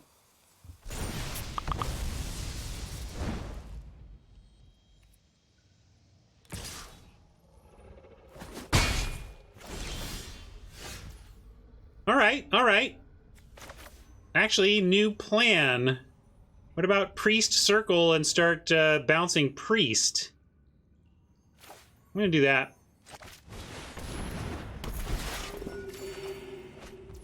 Ooh, we could do that as well, but gaining more life in cards to start seems fine.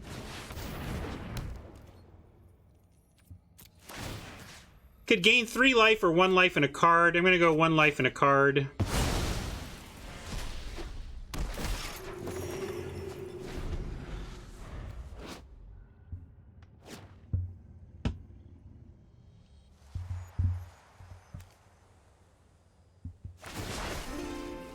Come on, hurry up, let's go.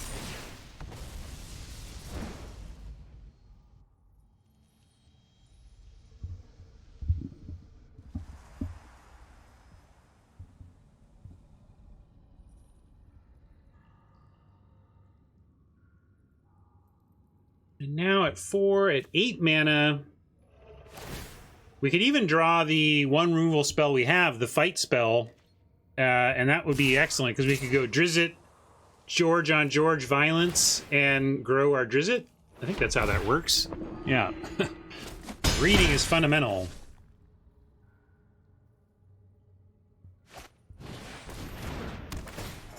Oh, man. Oppo just dumping it like they're the one drawing the cards. It is a pleasure having you with us again, Mr. Wick.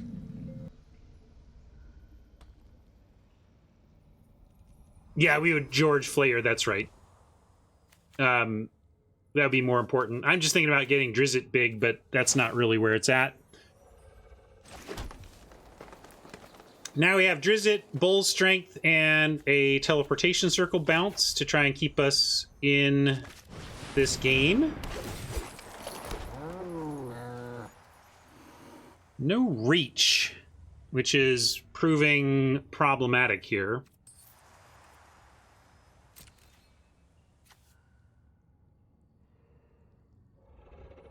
We could send... Yeah, we'll send George now, given that we have the Bull's Strength.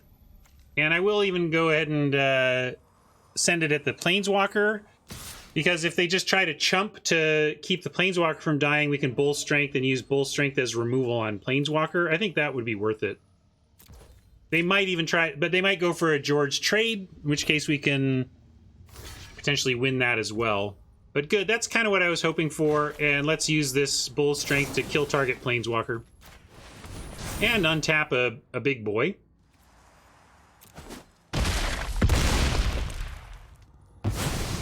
Fine. I'll take my loot and go somewhere else.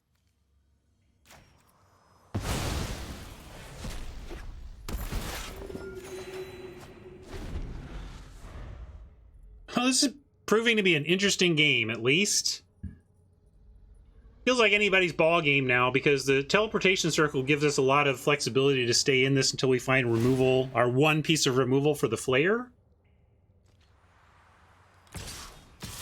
And one life a turn is helpful. If we are desperate for life, we can start bouncing Georgies to get 3. That's an interesting attack.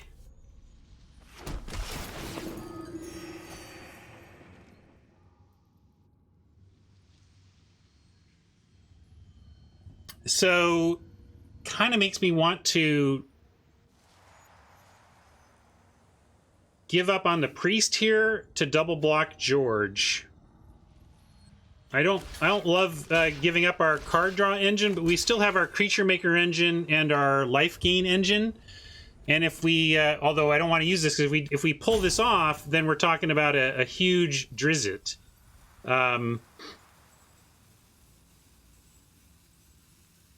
Just a bummer to lose our card draw engine. I'm willing to do it, though. This could be they could have a trick they want to blow out with this, but gonna risk it. Yeah, we also have a venturing engine. I'm kind of expecting... Okay, that's great. I couldn't be more happy that that worked out.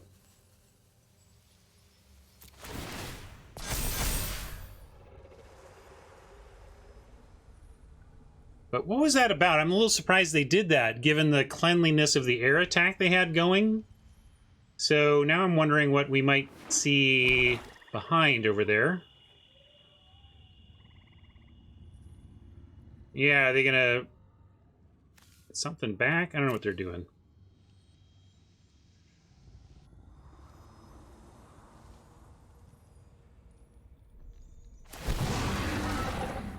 Like our planar ally, and then we can get a flyer up in the air.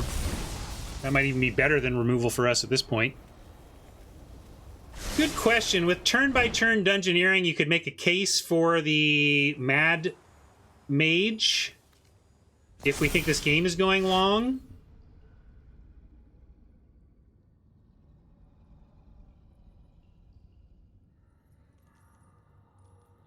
Which legendary? Oh, it's completed dungeon stuff. They got a whole combo thing going. That's why I want a flyer so badly. Now...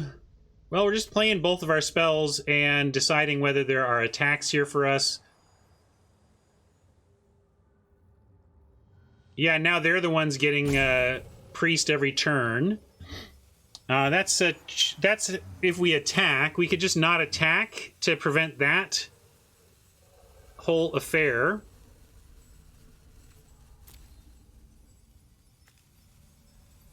I think we probably want to just go down the middle to start. I'm going to do this, go down the middle, see what we scry. Don't want that.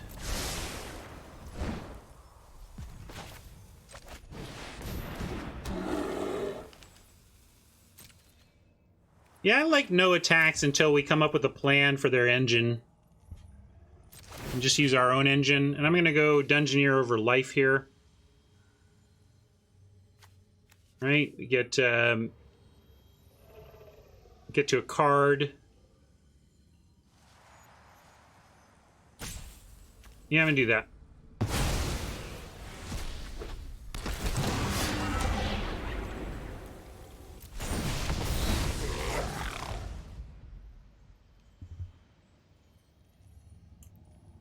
Got one removal spell in here. We got to kill like 3 of their things. I think if we do find removal now, we actually need to kill the Barrowin, and then that breaks their their chump combo.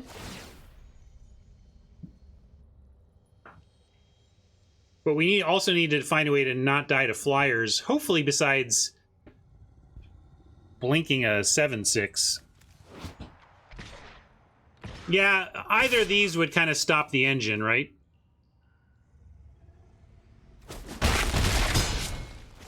And I guess stopping the flyer makes more sense than stopping the ground creature. Trouble is, this can go get it, right? I mean, that's a real problem. If we kill the flyer, they just suicide attack Barrowin and get the flyer back. So it doesn't do anything. Unfortunately. They got us a little up against it on that axis. So...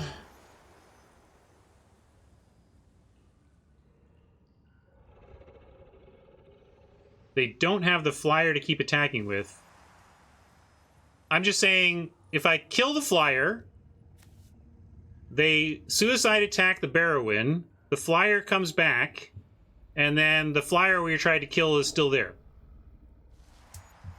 Right? What am I missing? Well, I'm missing a plan to win this game, first and foremost.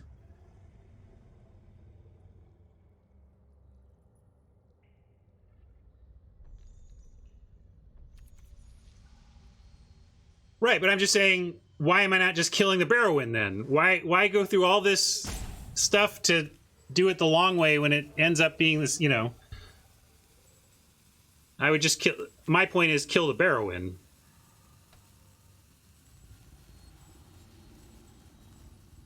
I'm going to say no attacks. And I'm actually... let's see. Drawing an extra card would be nice. But I'm going to start gaining some life here. It's good to think ahead. Know what your plan is. I like sorting that stuff out. I mean, gotta sort it out sometime. It's not moot if I'm thinking in terms of what's my plan, Robert. I'm trying to figure out my plan for this game, and that's part of it, right?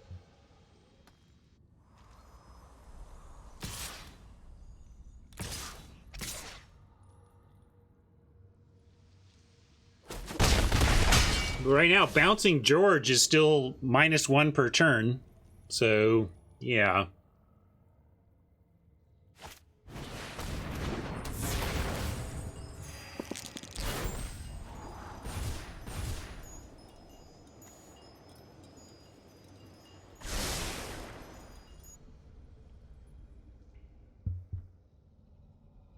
Wow, today has just been a day of me being completely stone cold to flyers. Just Air Forces swooping at my face since I logged on. And that was just the fruit flies.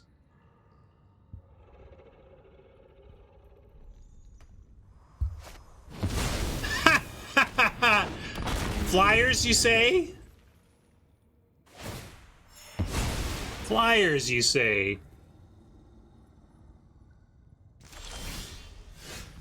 I'm more than done.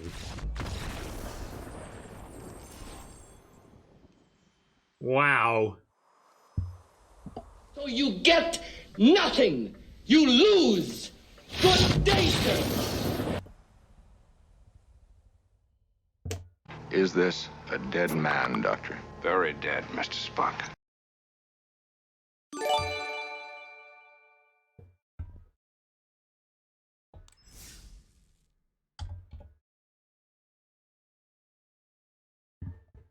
Yikes. All right. All right, fellow losers, let's see what you got. Yeah, got the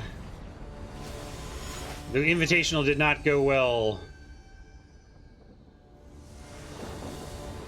There are Slack notifications happening. Sorry, I should turn those off. I only use Slack. A friend of mine made a channel just for our friend group, and there's hardly any chatter on it, so I don't even think about it, but mostly it's never happened because all those friends are working when I'm streaming. Now they're all hanging out at night, I guess. I'm keeping this. We've got a nice 2. We've got some interaction. Any land gives us a 3, and a plains gives us even better 2. Just so.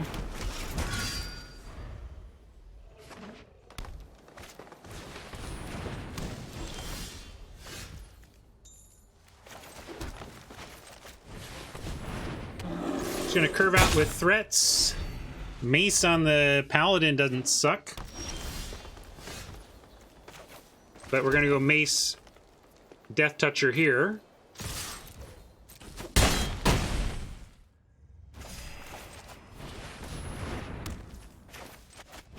Oppo is asking for it, and we're delivering.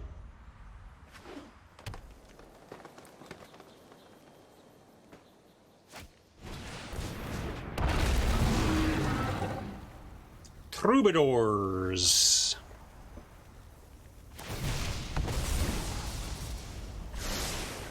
Scribe to the top. Portable hole. Well, we'll pick off one of these with a portable hole after they've spent some mana. In the meantime, we'll just head in with the Bull Strength at the ready. I could equip here. Maybe I should. But trouble is equipping. Most stuff here is still a trade. I actually just like sending in. Although I could put it on the... Yeah, Bull Strength doesn't save anyone. And nor does equipping the mace. But I could... So do we do anything? It's almost like I should attack. Yeah, let's equip the lifelinker. And then they're going to trade there if they want to. And that's actually... I wouldn't mind that trade because the Troubadour is annoying. I'm going to send all.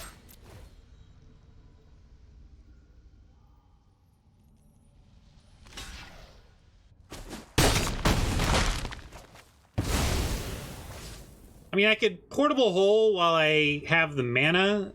It's not unreasonable, but I really would like them to spend any of their mana on equipping, because then I just think we win. So I'm not going to do it yet. It's funny, I said troubadours plural. I was being prophetic, I guess.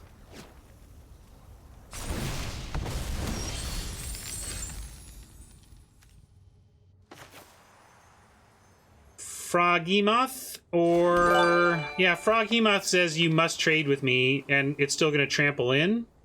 So, we're doing it. Crash in, get them to 2, and then they're basically dead to the Bull Strength next turn. They gotta block Froggy. And there's still trample, so... Oh, in fact, it's just lethal. So, never mind, I forgot the trample just gets it done. Boom. Good old trample. Hey, I won a game of Magic today. Off the schneid. They did have a way out, but they didn't see it. They looked at trample like I did, I guess.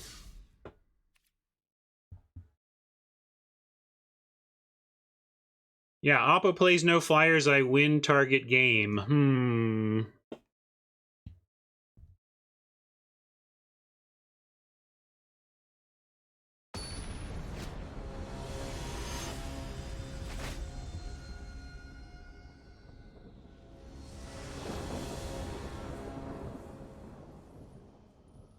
Alright.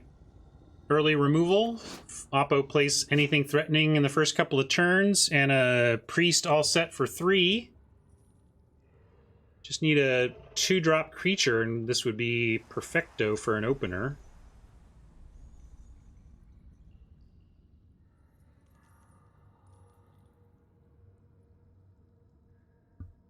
Yeah, bouncing priest. Not the worst. It's just kind of replacing this card with a different card, but and a life, but if you need to, it's available.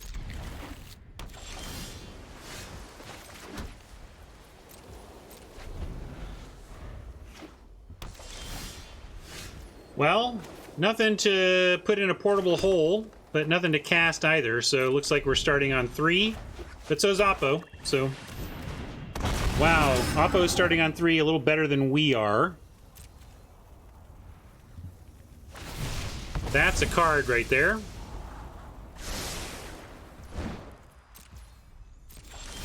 Portable hole doesn't get it, but priest with ambush and bull strength could. Probably just 2 for 1 ourselves after drawing a card to make it a 2 for 2, basically with priest and bull strength for the paladin. But let's start with what we can.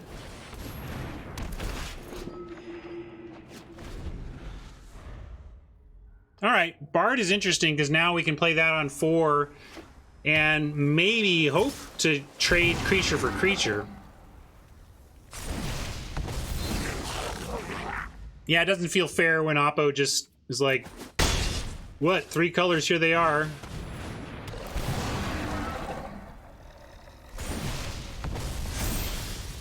Boy, Oppo is really making this tough. So what else can we do? We can portable hole the goblin and then have ambush and bull's strength. Or don't bother with a goblin and just hold up bull's strength and ambush. I just feel like, I guess stand and fight here is worthy, right? Gives us a 3/4 that can eat. So we can also just...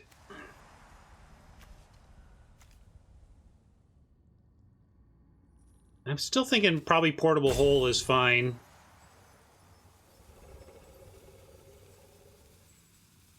Is this thing a dragon? No, it is a dragon. Yeah, let's go ahead and just do nothing. It's somewhat telegraphs, but I don't trust it. I would rather not count on the Bard, honestly. I'm still not thinking, I'm not too hopeful here. I think we may get blown out. And the trouble, I wish they were playing red, where I could follow with the ambush with a bull's strength against certain removal. But with blue and black, and even white, I guess white is damage based, but blue and black are just going to blow us out if they've got anything. If they don't, we can crawl back in this. Let's see.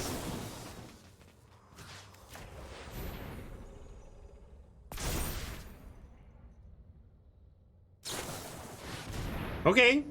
That is not something. Nat 20 on that is something. Jeez, I've never seen that before. Nobody's ever 3-carded me on Contact Other Plane. Thanks, Magic Gods. Great time for that. Triple bottom scry, draw 3. Holy hell.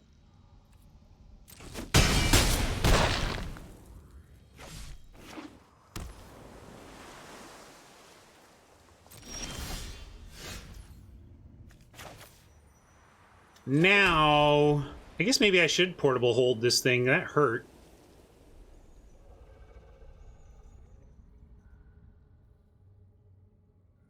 I don't want to ally and make this a 1-for-1. I think I just want to play a Death Toucher,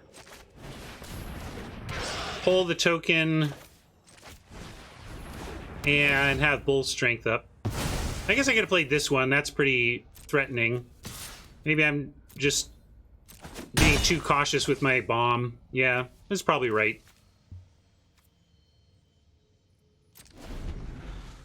I don't know why I wasn't thinking about that card more. Playing multiple spells here was nice, though. I just feeling nervous about my my life total. But, well, there you go. By not playing Drizzt, I didn't get a 4/1 token bounced.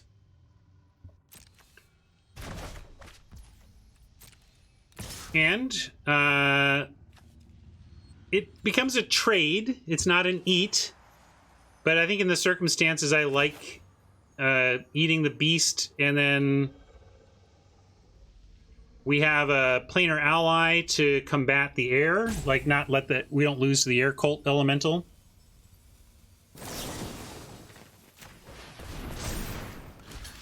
So I'm going to do it.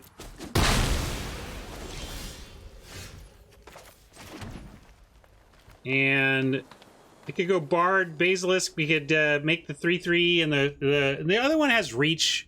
It just doesn't kill this. But I still think we just, yeah, 2 creature now.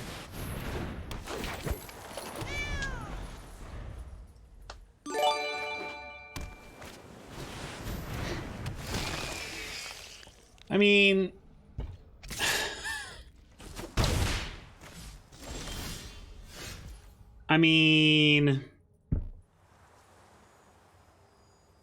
best blue card in the set in 2 out of 3 matches. All right.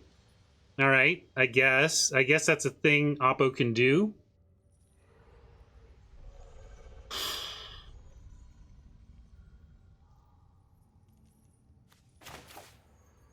No, it's not. It's not a free swing. I mean, they just eat this, right?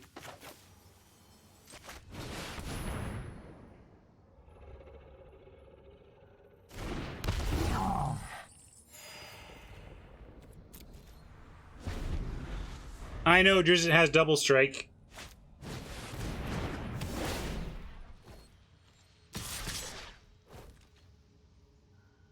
Six, 7, 8. Gotta take it.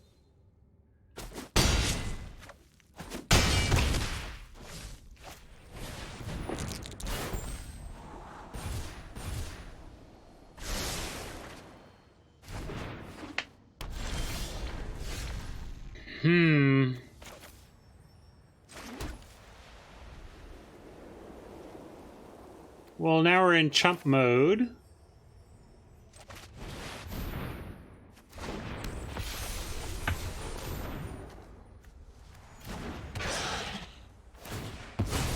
All right, so the 2-loss bracket we're gonna crush, right?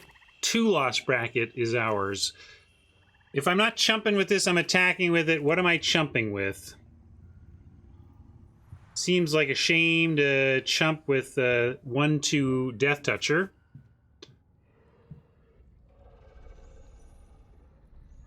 I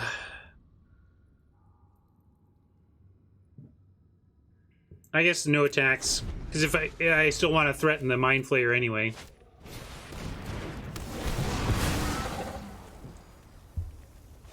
I'm still gonna win 7. That's why I'm okay, Pablo.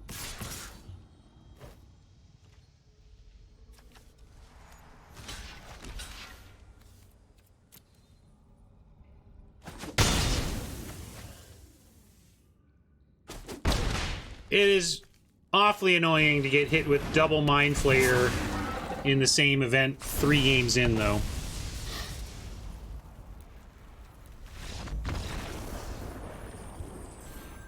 Yeah, I was looking at names, and my opponent was not Ted. And they didn't have those basics either.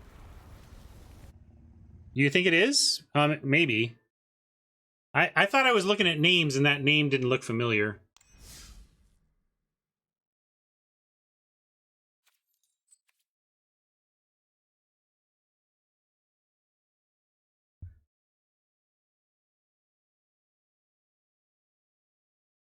Well, great. I hope so, because let's look it up, because if so, I'm absolutely reporting this. Wizards, you made me face a Mind Flayer twice in 3 games because of your matchmaking. I would love it if that were the... if that turned out to be the case here.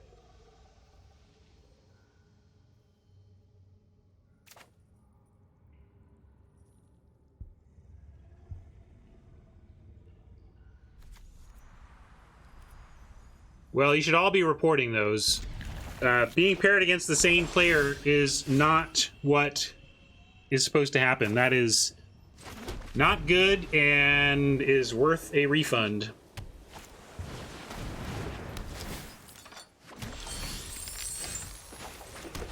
Starting on 3 again, it's also been a problem for us. It's just variance, though. We have 2s.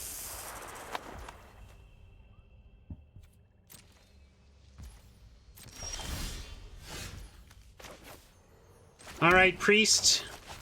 I was hoping to blink you and have fun and all that stuff, but now I just want you to trade off for a Fang Blade, if given the chance. Maybe they're just going to suit up and we're going to lose to a stupid Fang Blade with Thieves' Tools. Please! Oh, good. More flyers is what we're going to deal with. Oi! Those of you who had 5 or more wins... I'm not loving your chances here.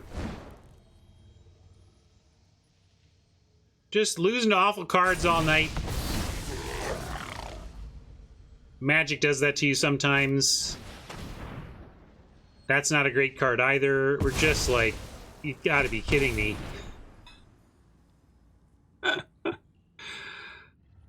Bad card after bad card after bad card. Well, finally a good card for us. Look at that. We actually get to bring that Fangblade down to earth. And we have to make him use the bad thieves tools on it instead.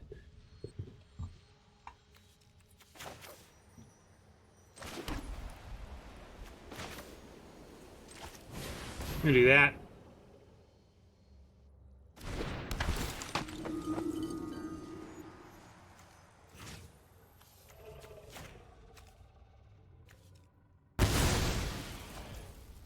Thieves Tools is fine in blue-black, like, you know, I don't know, I'm trying to come up with a metaphor of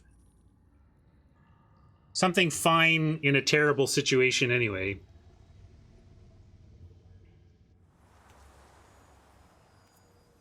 It's escaping me, though.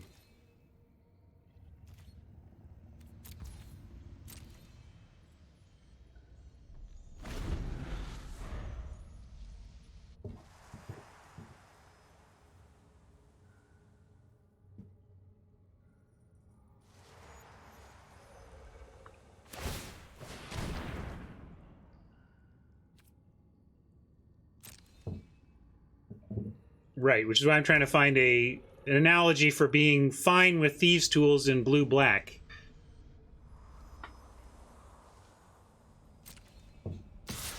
The problem is you're in blue-black.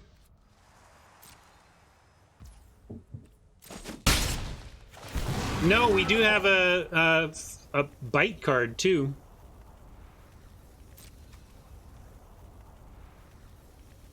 But we did call that out as we came in. This deck looks great, except it's lacking interaction, and here we are again and again and again being punished for not being able to interact.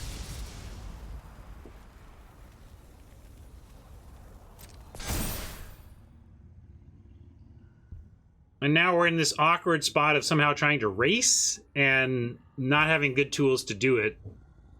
Kind of want to bounce the priest. I'm not going to attack it into the goblin. And I might want to replay it. This hand does not help, so we need to be drawing. So I'm actually going to do that.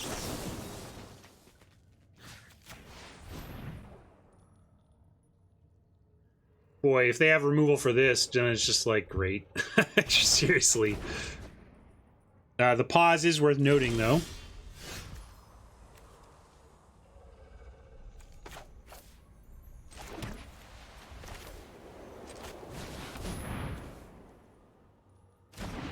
Kind of expected that dungeoneering counterspell. We're flooding. Oh, here comes the flood.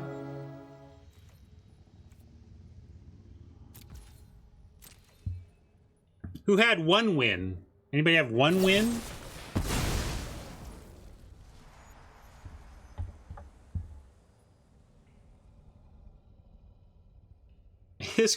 This run is way cursed. To the point that it's like, you all see me tilt pretty hard, but I don't know, I can't care too much. I'm really hoping that we played the same player twice. I gotta figure that out. I mean, it's in the VOD, I'll be able to figure it out. Someone check the VOD. Do I get a refund? Because that would be the cherry on top. Complete crap night of Magic, followed by a refund from Wizards. What? What do you mean, Darkstar? Are you saying that you have specifically tried to refund for that problem and have been rejected?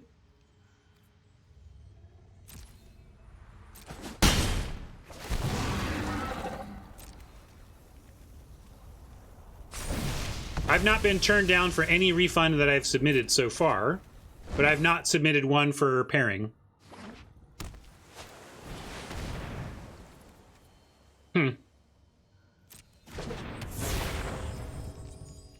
Well, I'm going to do it anyway so that they understand it's a problem. It's, you know...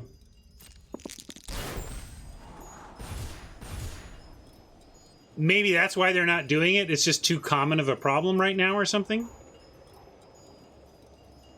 They doesn't really work that way, though. I don't think I've gotten any clout-based reimbursements. Am I bouncing this thing again? I mean, I have to. Like, what I'm trying to do here is give us a chance to... Although, even finding the removal doesn't help because we don't have enough power to actually kill it. But I'm going to do it again. I mean, I think we're just losing here, and I need to keep digging for stuff. Thanks. I thought I was looking at all usernames and just didn't see it. Oh my gosh. We will say goodbye to flesh and blood.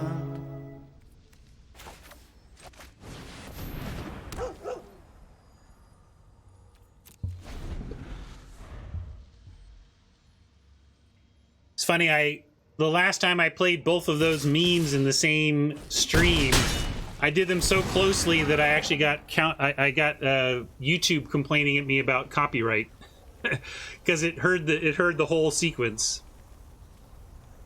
You have to ask Hat. It's some Japanese flood flick. It's not an American flick, as I understand it.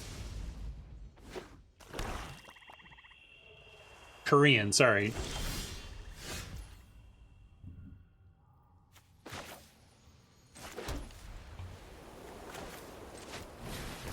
Yeah, we're just playing stuff while we we're waiting for Oppo to kill us. And again, a flyer just doing us in. There you go.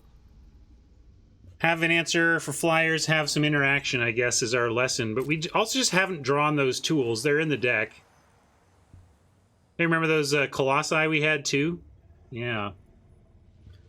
One of those days. I'm gonna go break stuff.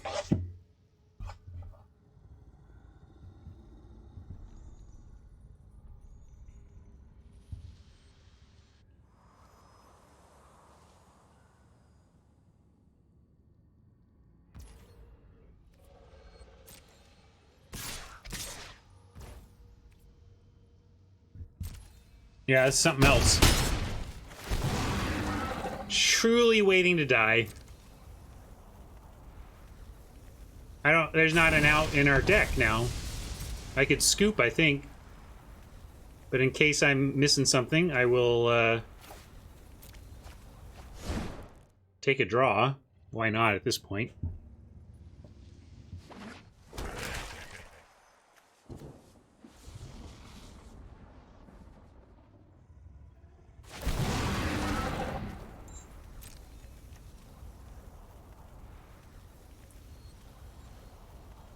One win in a mirror match and 3 losses to blue decks.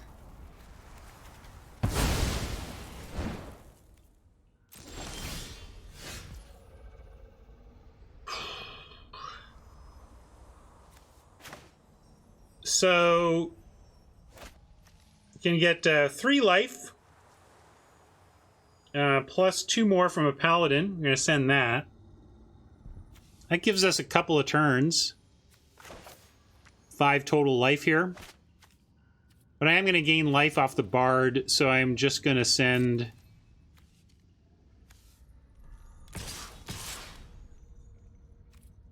these. Can even send the cleric.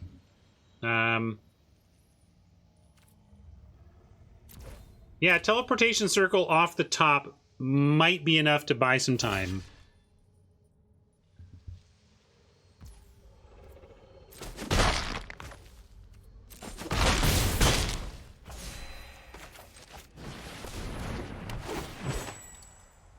Yeah, 1 draw.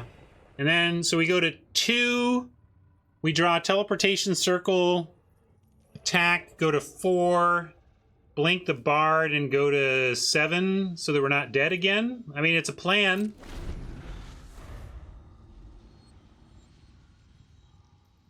But I think this just would kill us before, I mean... Yeah.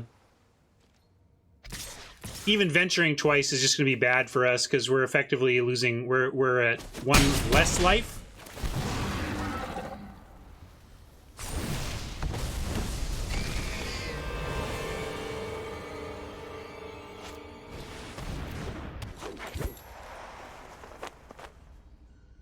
I was so sour about losing, going 1-3 in traditional yesterday, but I'm so much more okay with this. I don't know. Well, Portable Hole could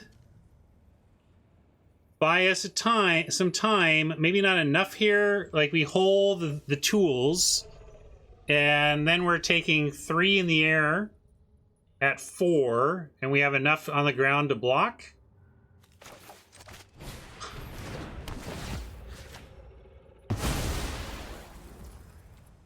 Now I'm just kind of enjoying the puzzle of trying to not die each turn. How many turns can I make this stretch out? Interesting block. I guess, yeah, I guess they're presuming that I'm doing this for life. You could just, yeah, sure.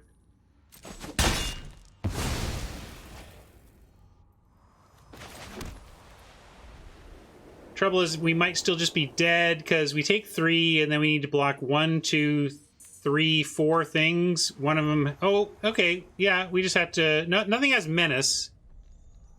No, nothing has menace, but they're going back into the yeah, they just go back into the dungeon, right? Yeah, no, it doesn't. We're dead. We'll make them see it because it's not perfectly obvious, but I think the door ventures, so we're at a virtual 3. Some days, some events.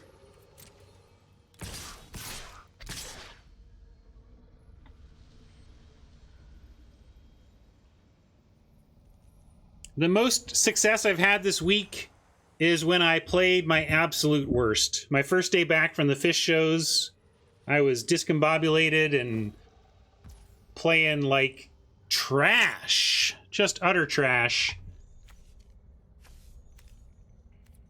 And I've been playing pretty well since and not winning at all. Welcome to Magic.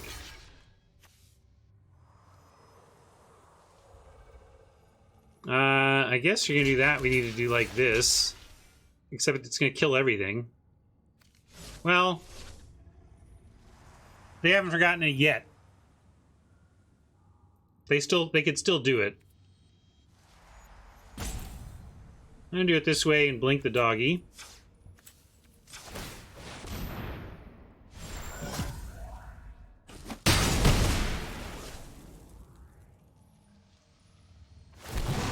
Yeah, that was their plan. Well, nobody had 1 win, I don't think. Nobody had 1 win, although I still don't think this would be our average win count if we played it out 1,000,000 times. It was just our average win count this time. Look at this sweet baby. This sweet 1-win baby.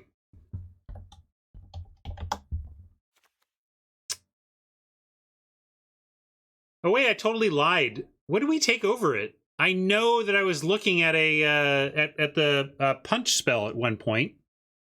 What did I take over? I can't remember now. Was it like Froggy or Drizzt? It had to be something that good. Because it's like we needed like nothing else in this deck. I would have taken over it. Yeah, so it had to be one of those two.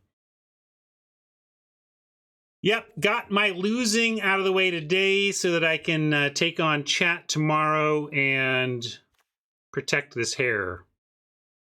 Yeah, well, we definitely were considering taking it, and I clearly part of the reason you thought so, War Furnace, is I literally said so. So I probably helped convince your brain of that. Oh well, oh well.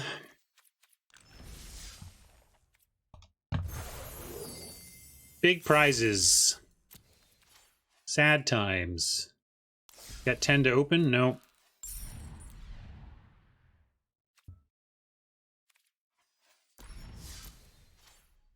That's how it goes sometimes. I'm going to say goodbye to YouTube friends. Rough! Ouch! Ouch, ouch, ouch. Let's go back to my mantra. If a rough run at Magic the Gathering is the worst thing that happened to me today, what a lucky life I have, right? And there's free gold in the store, right? Let's go get that. Oh wait, it's right there. Here we go. Glossed right over it. I'm a lucky man. On my best days, I remember that through crap like this. And I am, so that's good. We'll see you tomorrow, YouTube friends. Hopefully.